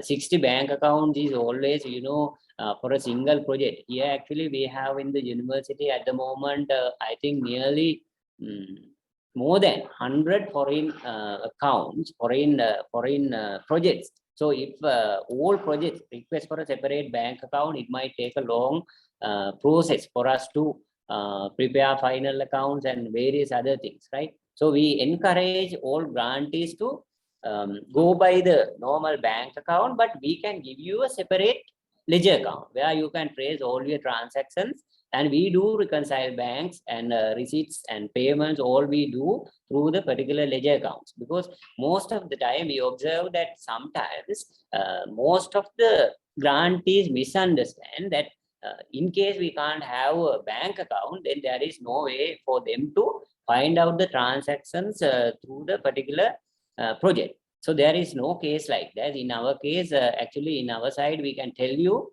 even though you don't have a separate bank account, we can give you whatever the information you might request at any given time, right? So that is there. But if donor mandates for us to obtain a separate bank account, actually we have no way. We have to obtain the relevant approvals and open a bank account, right? And then preparing budget estimates and preparing and obtaining approvals.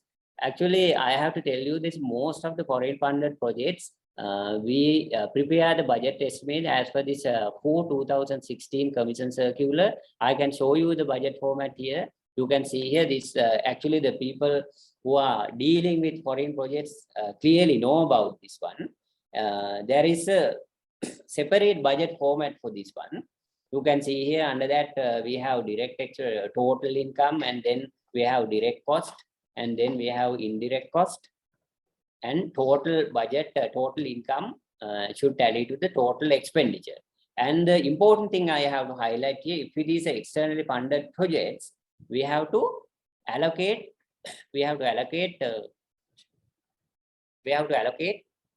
minimum of 20% for the development votes of the university. In case donor does not allow for us to take 20%, it should be actually 20 to 35% of the total income.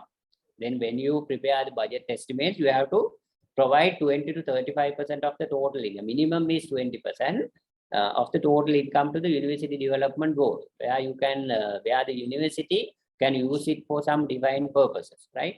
And then when we are preparing the budget, in most cases, I have observed that budget comes to the finance committee and to the council in foreign currencies. We always encourage, because sometimes I know there are instances the finance committee deferred approving budgets because we don't have a rupee budget. Then if there is a foreign currency budget which you negotiate with the donor, then you have to convert it to the Sri Lanka rupees at a conversion rate prevailing at the time of preparing budget estimate, which you can change, right? Which you can change later, right? Then after preparing the budget, we have to forward it to the finance committee for its recommendation and to the council for its approval.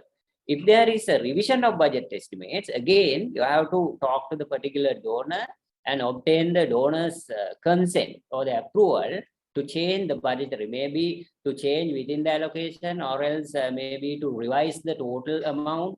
And like that, all revision should be first sanctioned by the donor or the grantor, and after that it should be forwarded to the finance committee for recommendation and approval of the council. You have to obtain, yes.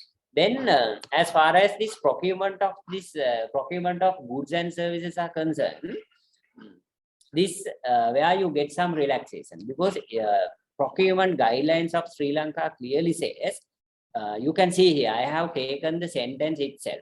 In normal case, you have to follow the government approved rules and regulations, right? Government approved procurement guidelines, right? Government procurement guidelines we have to follow. In case, right, in case of a foreign funded project, if the foreign funding agency mandates the use of procurement guidelines of such funding agency guidelines shall prevail over these guidelines to the extent applicable. In the event of a conflict between these guidelines and that of the funding agency guidelines shall take precedence over these guidelines, right? Because in normal case, actually, we do all procurements according to the government approved procurement guidelines, right? Government procurement guidelines and manual, we do all procurements.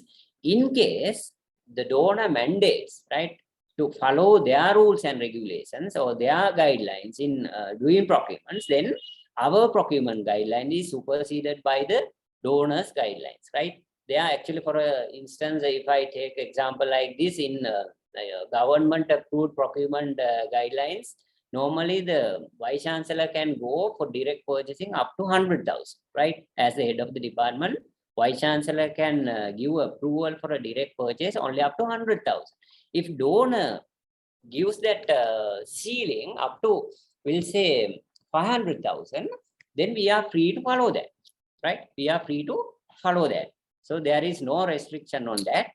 If there is any conflict between donors guideline and our procurement guideline, always the donors guideline shall prevail over our guideline. I think you are clear about it. And then fixed assets purchased through foreign funded projects. The process that you have to follow is, if the ownership, if according to the grant document, if the ownership of the assets is not vested to the university, then you have to record those assets in separate inventory books. For example, I remember the World Bank project, earlier one, IRQ project operated from 2014 to I think 2018. During that period, all assets we purchased through the grant, I think it was nearly 300 million, but we didn't take into the fixed asset register of the university, but we had separate inventory register. After we get the letter from the secretary of the ministry only, we transfer all assets to our university inventory records. But in the new project, actually, head projects, the donor gives the freedom and gives the instructions that all assets purchased through the project should be initially recorded in the university inventory registers. Then we have no issue in recording in our normal inventory books. But in case donor does not allow or does not give the authority for us to take the ownership of the assets at the very beginning, then on the completion of the projects, if the inventory item purchased under the projects are handed over to the university, items entered in the separate inventory books have to be transferred to the inventory registers of the university. I think you are clear about it. Actually, it depends on the provisions available in the grant documents.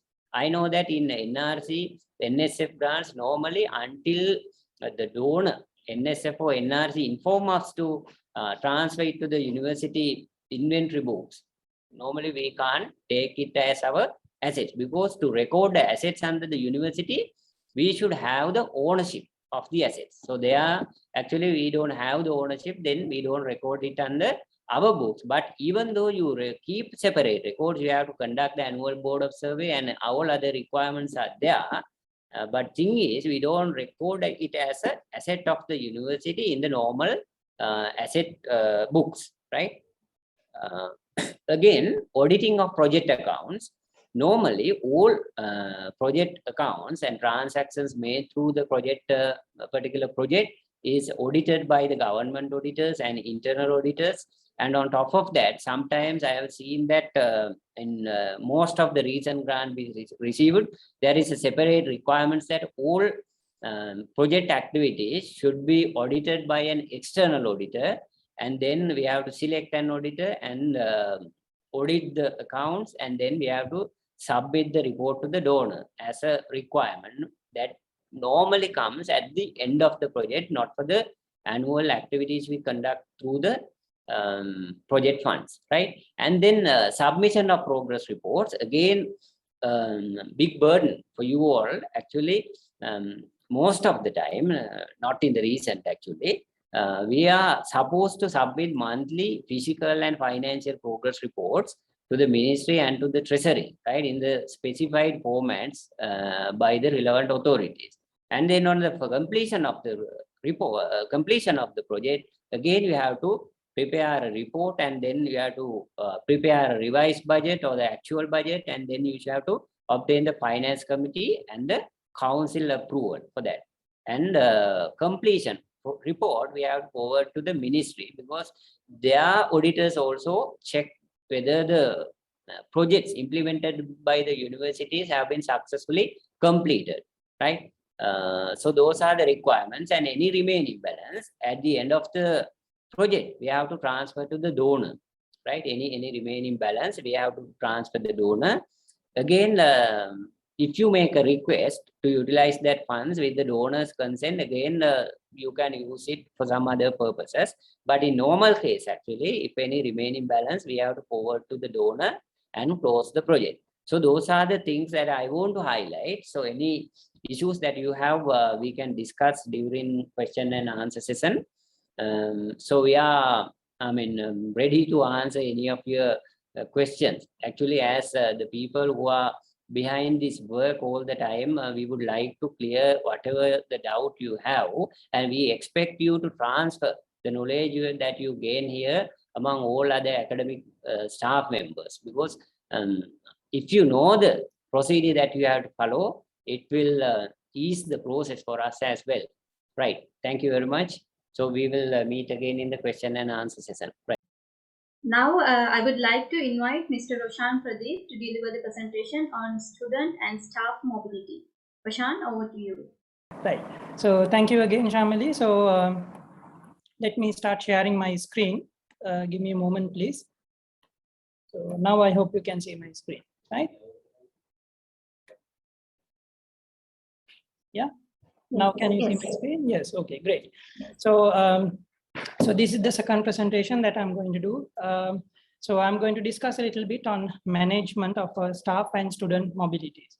So as the former project manager of the International Relations Office, I'm very happy to share my thoughts on this topic. So we start about as to what international mobility is.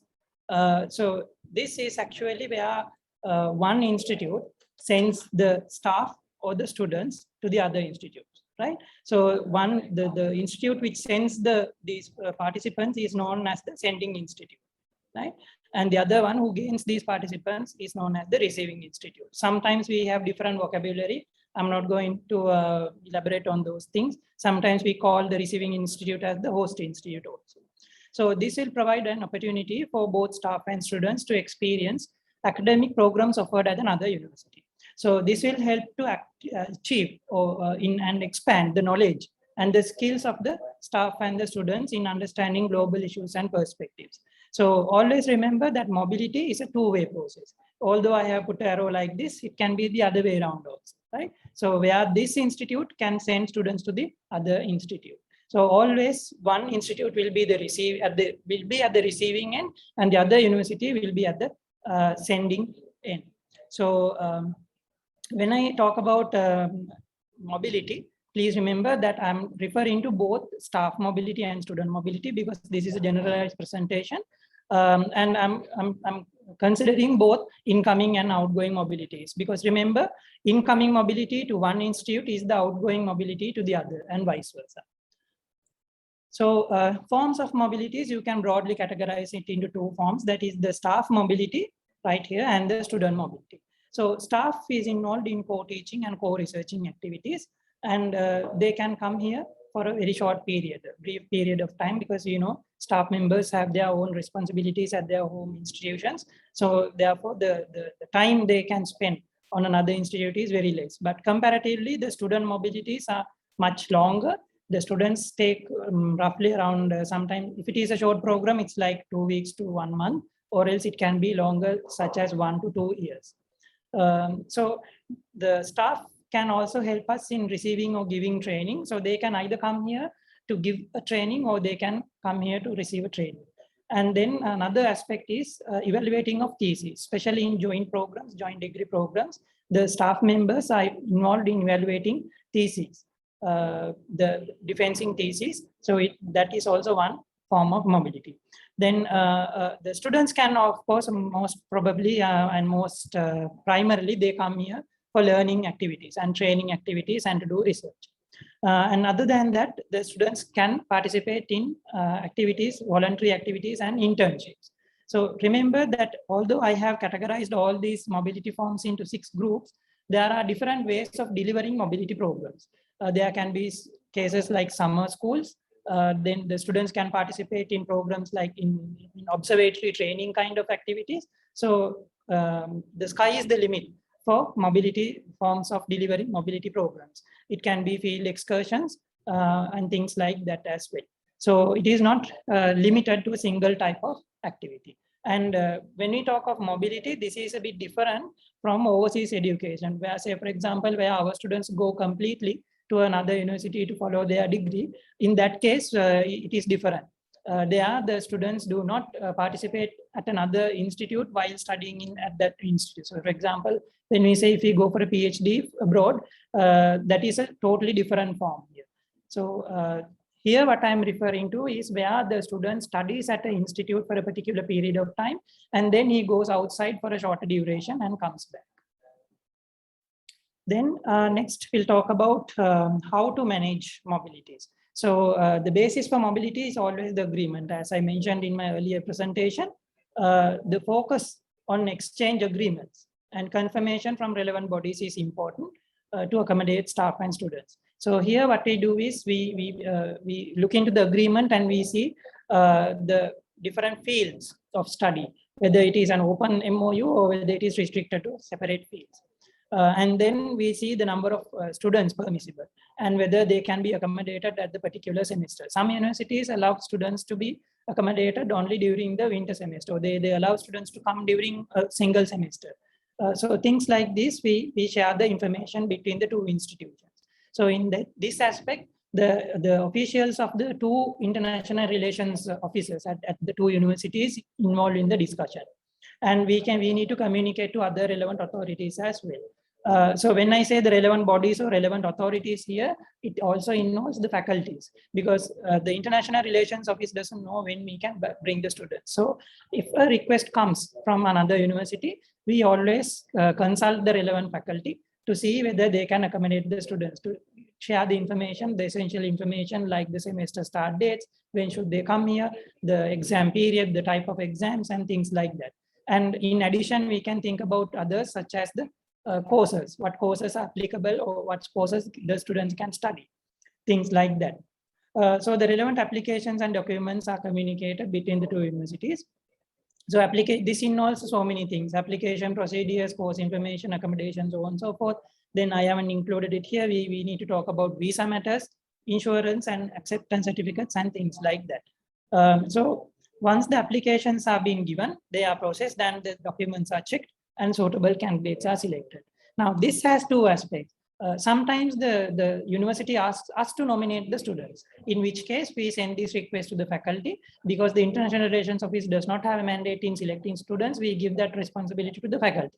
The faculty will call for applications and select students and send us the nominations, or else the receiving university themselves can conduct interviews or conduct some form of a selection to get the right candidate. So in that case, we send all the application documents to the receiving university, where they go through the applications and then they make the selections.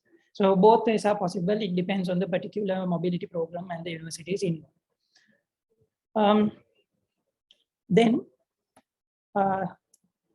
welcoming services. So welcoming and support services are very important during a mobility. So we provide various types of facilities involving the visa support. For example, in our instance, we provide the support in getting the entry visa for the students or the participants who come here. And then we help in visa extensions also. And then we help, we give support in providing medical insurance. We don't give medical insurance, but we give them the necessary information.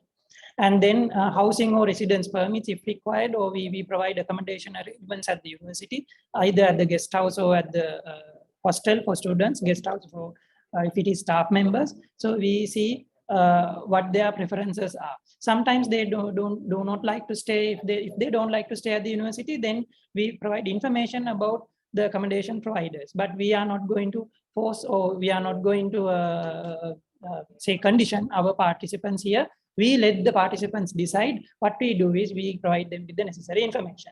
And then language support, as I mentioned earlier. And then buddy program is given by our International Interaction Club, the INIC members. And then we providing counseling as well. And also on arrival, we give them welcome services. Now at University of Peradeniya, we don't bring students in batches. So therefore, once the students come individually, we have a small welcome session at the international office. So we give them the basic information. We tell them what you need to do and the places that they need to go to. And we assign a staff member from the faculty to look into the matters which are pertaining to their studies. And then we get the support of the INIC members for their first days at the university to show them the whereabouts and to get them oriented to the or acclimatized to the new environment when they come here.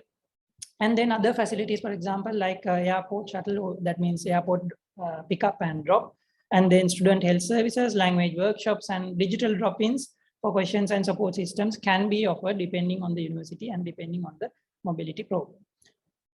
Then monitoring of mobilities is a very important aspect because we need to monitor, we evaluate the students and the whole program. We need to ensure that monitoring of the whole programs from the start to the end. So this will ensure the effectiveness. So the participants should report their progress, the challenges they face, and the experiences, both positive and negative. It is very important because they say, when they say these things, we can improve ourselves in future. So even after returning to the university, we expect them to have contacts with us so they can report the progress, especially in joint programs. The continuation of the studies will take place. So therefore the students are, or the participants, let's say, they are supposed to report their progress, how they are working. And then the way to report this can be in the form of periodical reports, face-to-face meetings, and the completion of activities, because they come here for some activity and we expect that they achieve what they are hoping for in terms of completion of the activities. Then another point I need to make here is the recording, reporting, and dissemination. Recording the information and reporting them is very important. So reporting the progress of participants helps us to identify the issues and overcome them in future.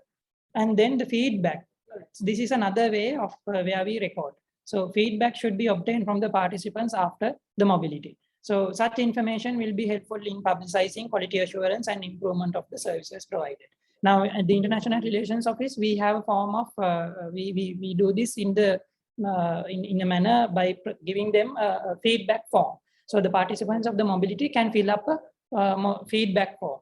It is anonymous. If they wish, they can write their name and they can express their views on their mobility. So we ask for the hardships or the good points they faced. And then we can also ask for some suggestions as to what they would like to say in terms of improving the services offered. So things like that are asked in the feedback form. Then this is about recording. The filing system must be maintained at the International Relations Office of both institutes. So this involves advertising and then nomination, then the application, the filing or the selection of candidates, all these things, the results, outcome, feedback. So this folder can be a digital one or it can be hard copies. So this should have a systematic arrangement. This should have all the information or in a way we could access them in future. So the details of accommodation, the visas, copies of transcripts can be kept at the International Relations Office because we are the ones who are processing or we are the ones who are getting the applications. So we can have those details at the International Relations Office. But then the other details, for example, let's say the registration details, the course selection and the academic progress and things like that can be kept at the faculty to which the staff member or the student is affiliated. This information can be retrievable by the International Relations Office when and as required. Then if we have a database management system, if we have an online system, or if we have some kind of a database, which we can record this information, it will be very convenient for us. So it will help us in the smooth functioning due to ease of storage, management, and retrieval of data. So different universities have different methods of recording information and handling this information. They have set up their own types of database. Then this is the publicizing part. Actually, it comes under dissemination. So the publicizing outcomes of the mobility programs. So this can be done in various ways. We do it in our International Relations Office website. And even the faculties can do it in their faculty websites or postgraduate institutes. And we have our official social media pages. We have our FB page. We have the YouTube channel. So we always publicize this information and in progress reports as well. Because we prepare monthly progress reports and we always include details of these mobilities in newsletters and in monthly reports. So here we have some freedom. We always ask the students to fill up the feedback form, and if they wish, they can make short videos, they can make presentations or testimonials, and other suitable formats are also encouraged. and we get their consent in order to use this information in dissemination activities. So this can be done at both institutes, at the sending and receiving institute, for maximum visibility. So these activities will be beneficial in attracting students and researchers in future.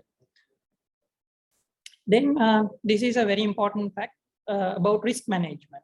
So risk is involved in everything we do. And if we take a calculated risk, that is very beneficial and it's very crucial for us. So institutions must recognize the importance of effective risk management strategies to run the mobility in a smooth manner. So we can have a structured and coherent approach in order to identify, assess, and manage the associated risks. So when it comes to mobilities, the risks that occur are mainly with regarding visas. The visa regulations might change, the visa conditions might change. So things like that, we need to be alert on those aspects. And then another area to think about is the health of students, especially during this pandemic situation.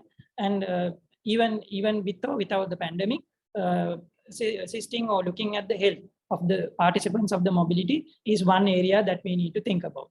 And other than that, the quality assurance, the quality of the programs that we conduct in order to get them a better experience. And then another aspect would be in terms of identifying the issues, right? The other issues in terms of registering or whatever the faculty. And then we have the infrastructure issues that we can think about, the faculties or the accommodation problems they have. So those are the risk areas we can identify in mobility programs. So for identifying risks, a monitoring program is essential. So here we need to predict as to what happens in future, as shown in this diagram or the picture. So we need to predict in advance as to what might happen, and then we can think of the activities or mitigatory activities that we could get in order to either minimize the effect or cancel off or completely remove the effect. So monitoring, we need to see who's responsible. So we need to identify the action people, the people who are involved in this, and we need to delegate them responsibilities. So we need to identify which person is responsible for what.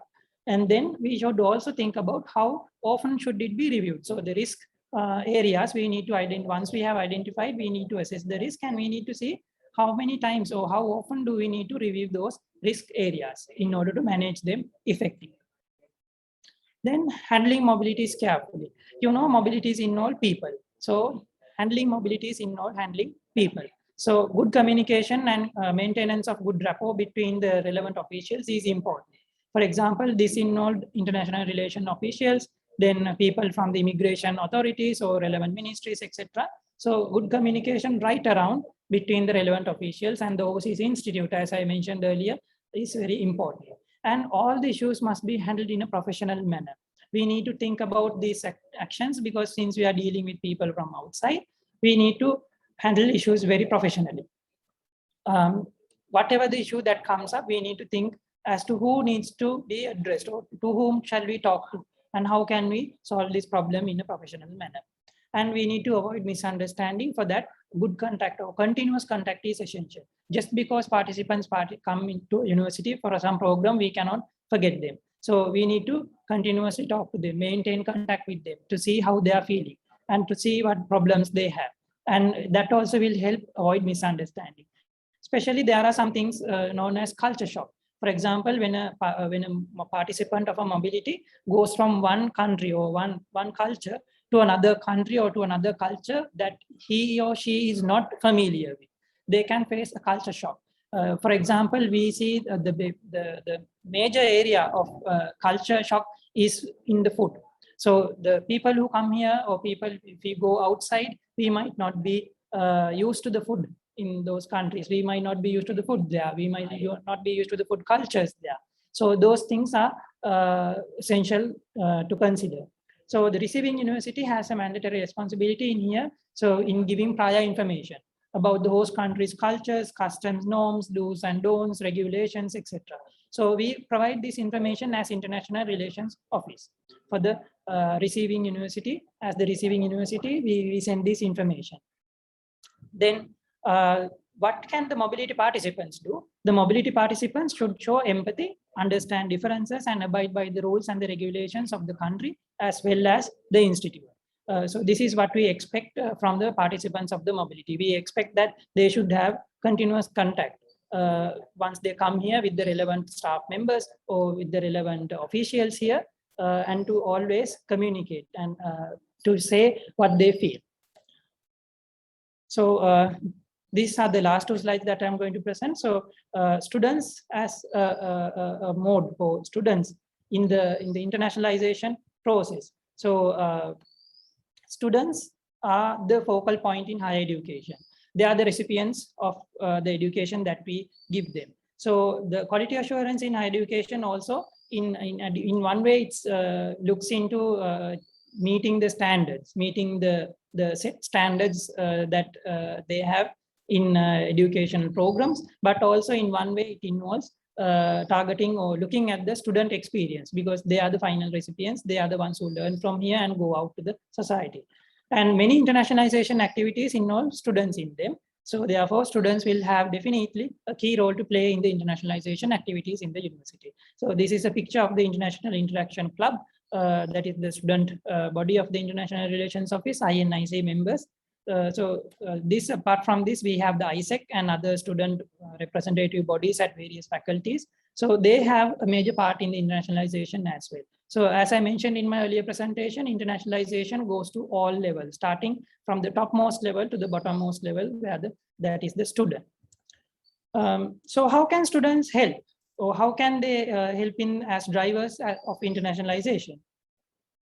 So they can take part in different activities. For example, as I mentioned earlier, in buddy programs, things like that, we see the student involvement. And during the first days of the mobility, we see that the students help in the participants. So they help provide support in welcoming activities and orientation.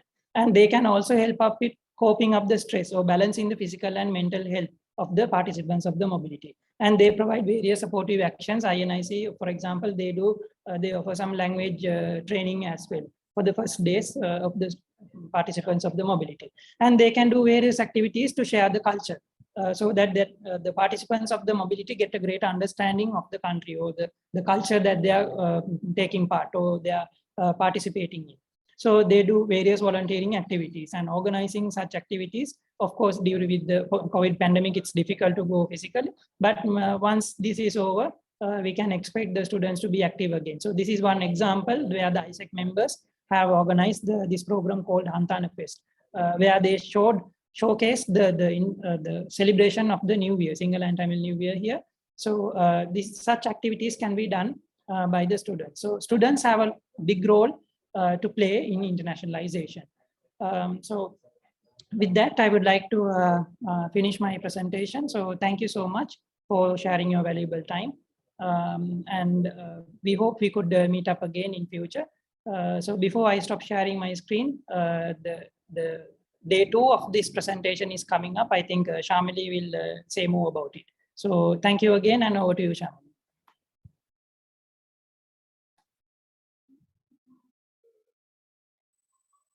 Thank you very much, Roshan. And now we are going for the Q&A session. And we have one question for Mr. Jayakodi. Sir, this question is from Professor Uday Karana. He has mentioned that he is not clear much about the direct fund transfer to the university option. So could you please elaborate on that? Yeah, actually, as I mentioned, we have 2 options in bringing funds. One is according to 2020 ERD circular, we are free to obtain funds directly to a university account or through treasury.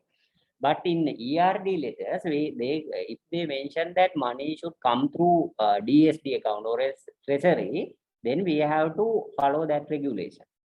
In normal case, actually, we are free to obtain funds even to a university account directly. But in most cases, when ERD granting approval for the project, they specifically mention that money should come to treasury first, and then only we can obtain funds, as I have shown you earlier.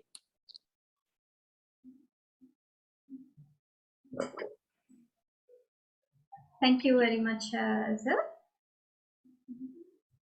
So could you please share the link in the chat section that you have mentioned in your presentations, so that many of Yeah, our okay. participants, participants. Sure, will do. Yes.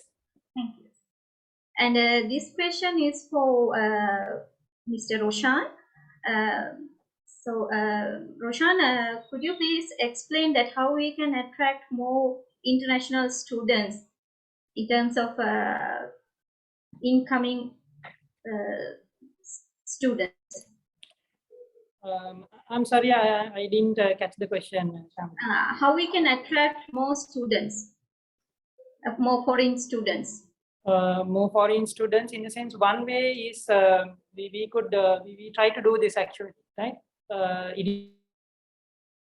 Programs like, say, summer schools and things like that, so that the students can come to the university for a short period of time and get the experience, right?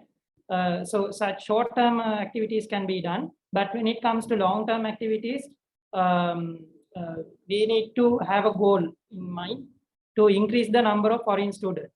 So ways to do that is we need to first strengthen our partnerships, and by that way we can bring down students, and initiating joint programs, for example, as I mentioned, joint PhDs and things like that will also help.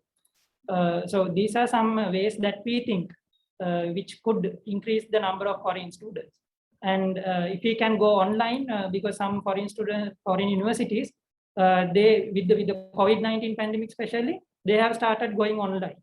So if they can get together with the faculties and initiate some online programs for the students. So even though they are in another country, even though they are abroad at the moment, they can join with us. They can enroll here online and do courses. So if we can deliver such activities, that is also important.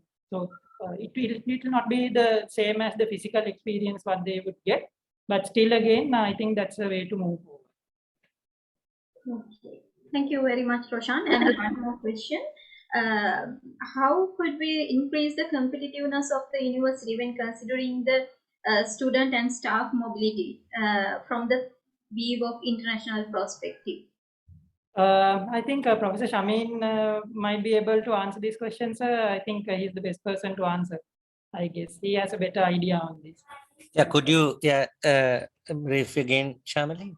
How could we increase the competitiveness of the university when considering the student and staff mobility from the view of international perspectives? Yeah. It's like that when you apply for the grants, actually, it's not clear at what level it is targeted, Roshan. That's true. Because when we apply for these grants, it's always competitive. So when we have a kind of past record of the ongoing and outgoing students records and collaborative activities, so that would always beneficial. And same time, when there are some ongoing programs for the incoming and outgoing students, so that will beneficial for the kind of giving the exposure to our students and staff, bringing them and the sharing the knowledge and the culture, so that it will increase our internationalization in the university, same time which will count to the international ranking. So that's how I think it will beneficial. And another thing I would like to add, sir, for example, now if this competitiveness, the question is not very clear though, but if it refers to getting grants, then getting the right people on board is the best way to win a grant. Not only the right people, the relevant people. Yeah. Thank you very much, Roshan, and thank you very much, sir. And with that, we have reached the end of today's program. I think we don't have any more questions for today's program. Yes. So with that, we will end today's program, and thank you very much for your valuable time for this event. And again, thank you very much,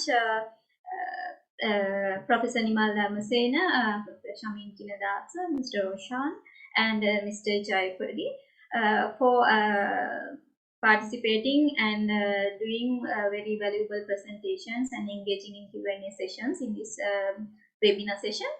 With that, we are going to end today's webinar, and we hope that you all will participate for tomorrow's session as well. So take care and enjoy the rest of the day. Thank you very much.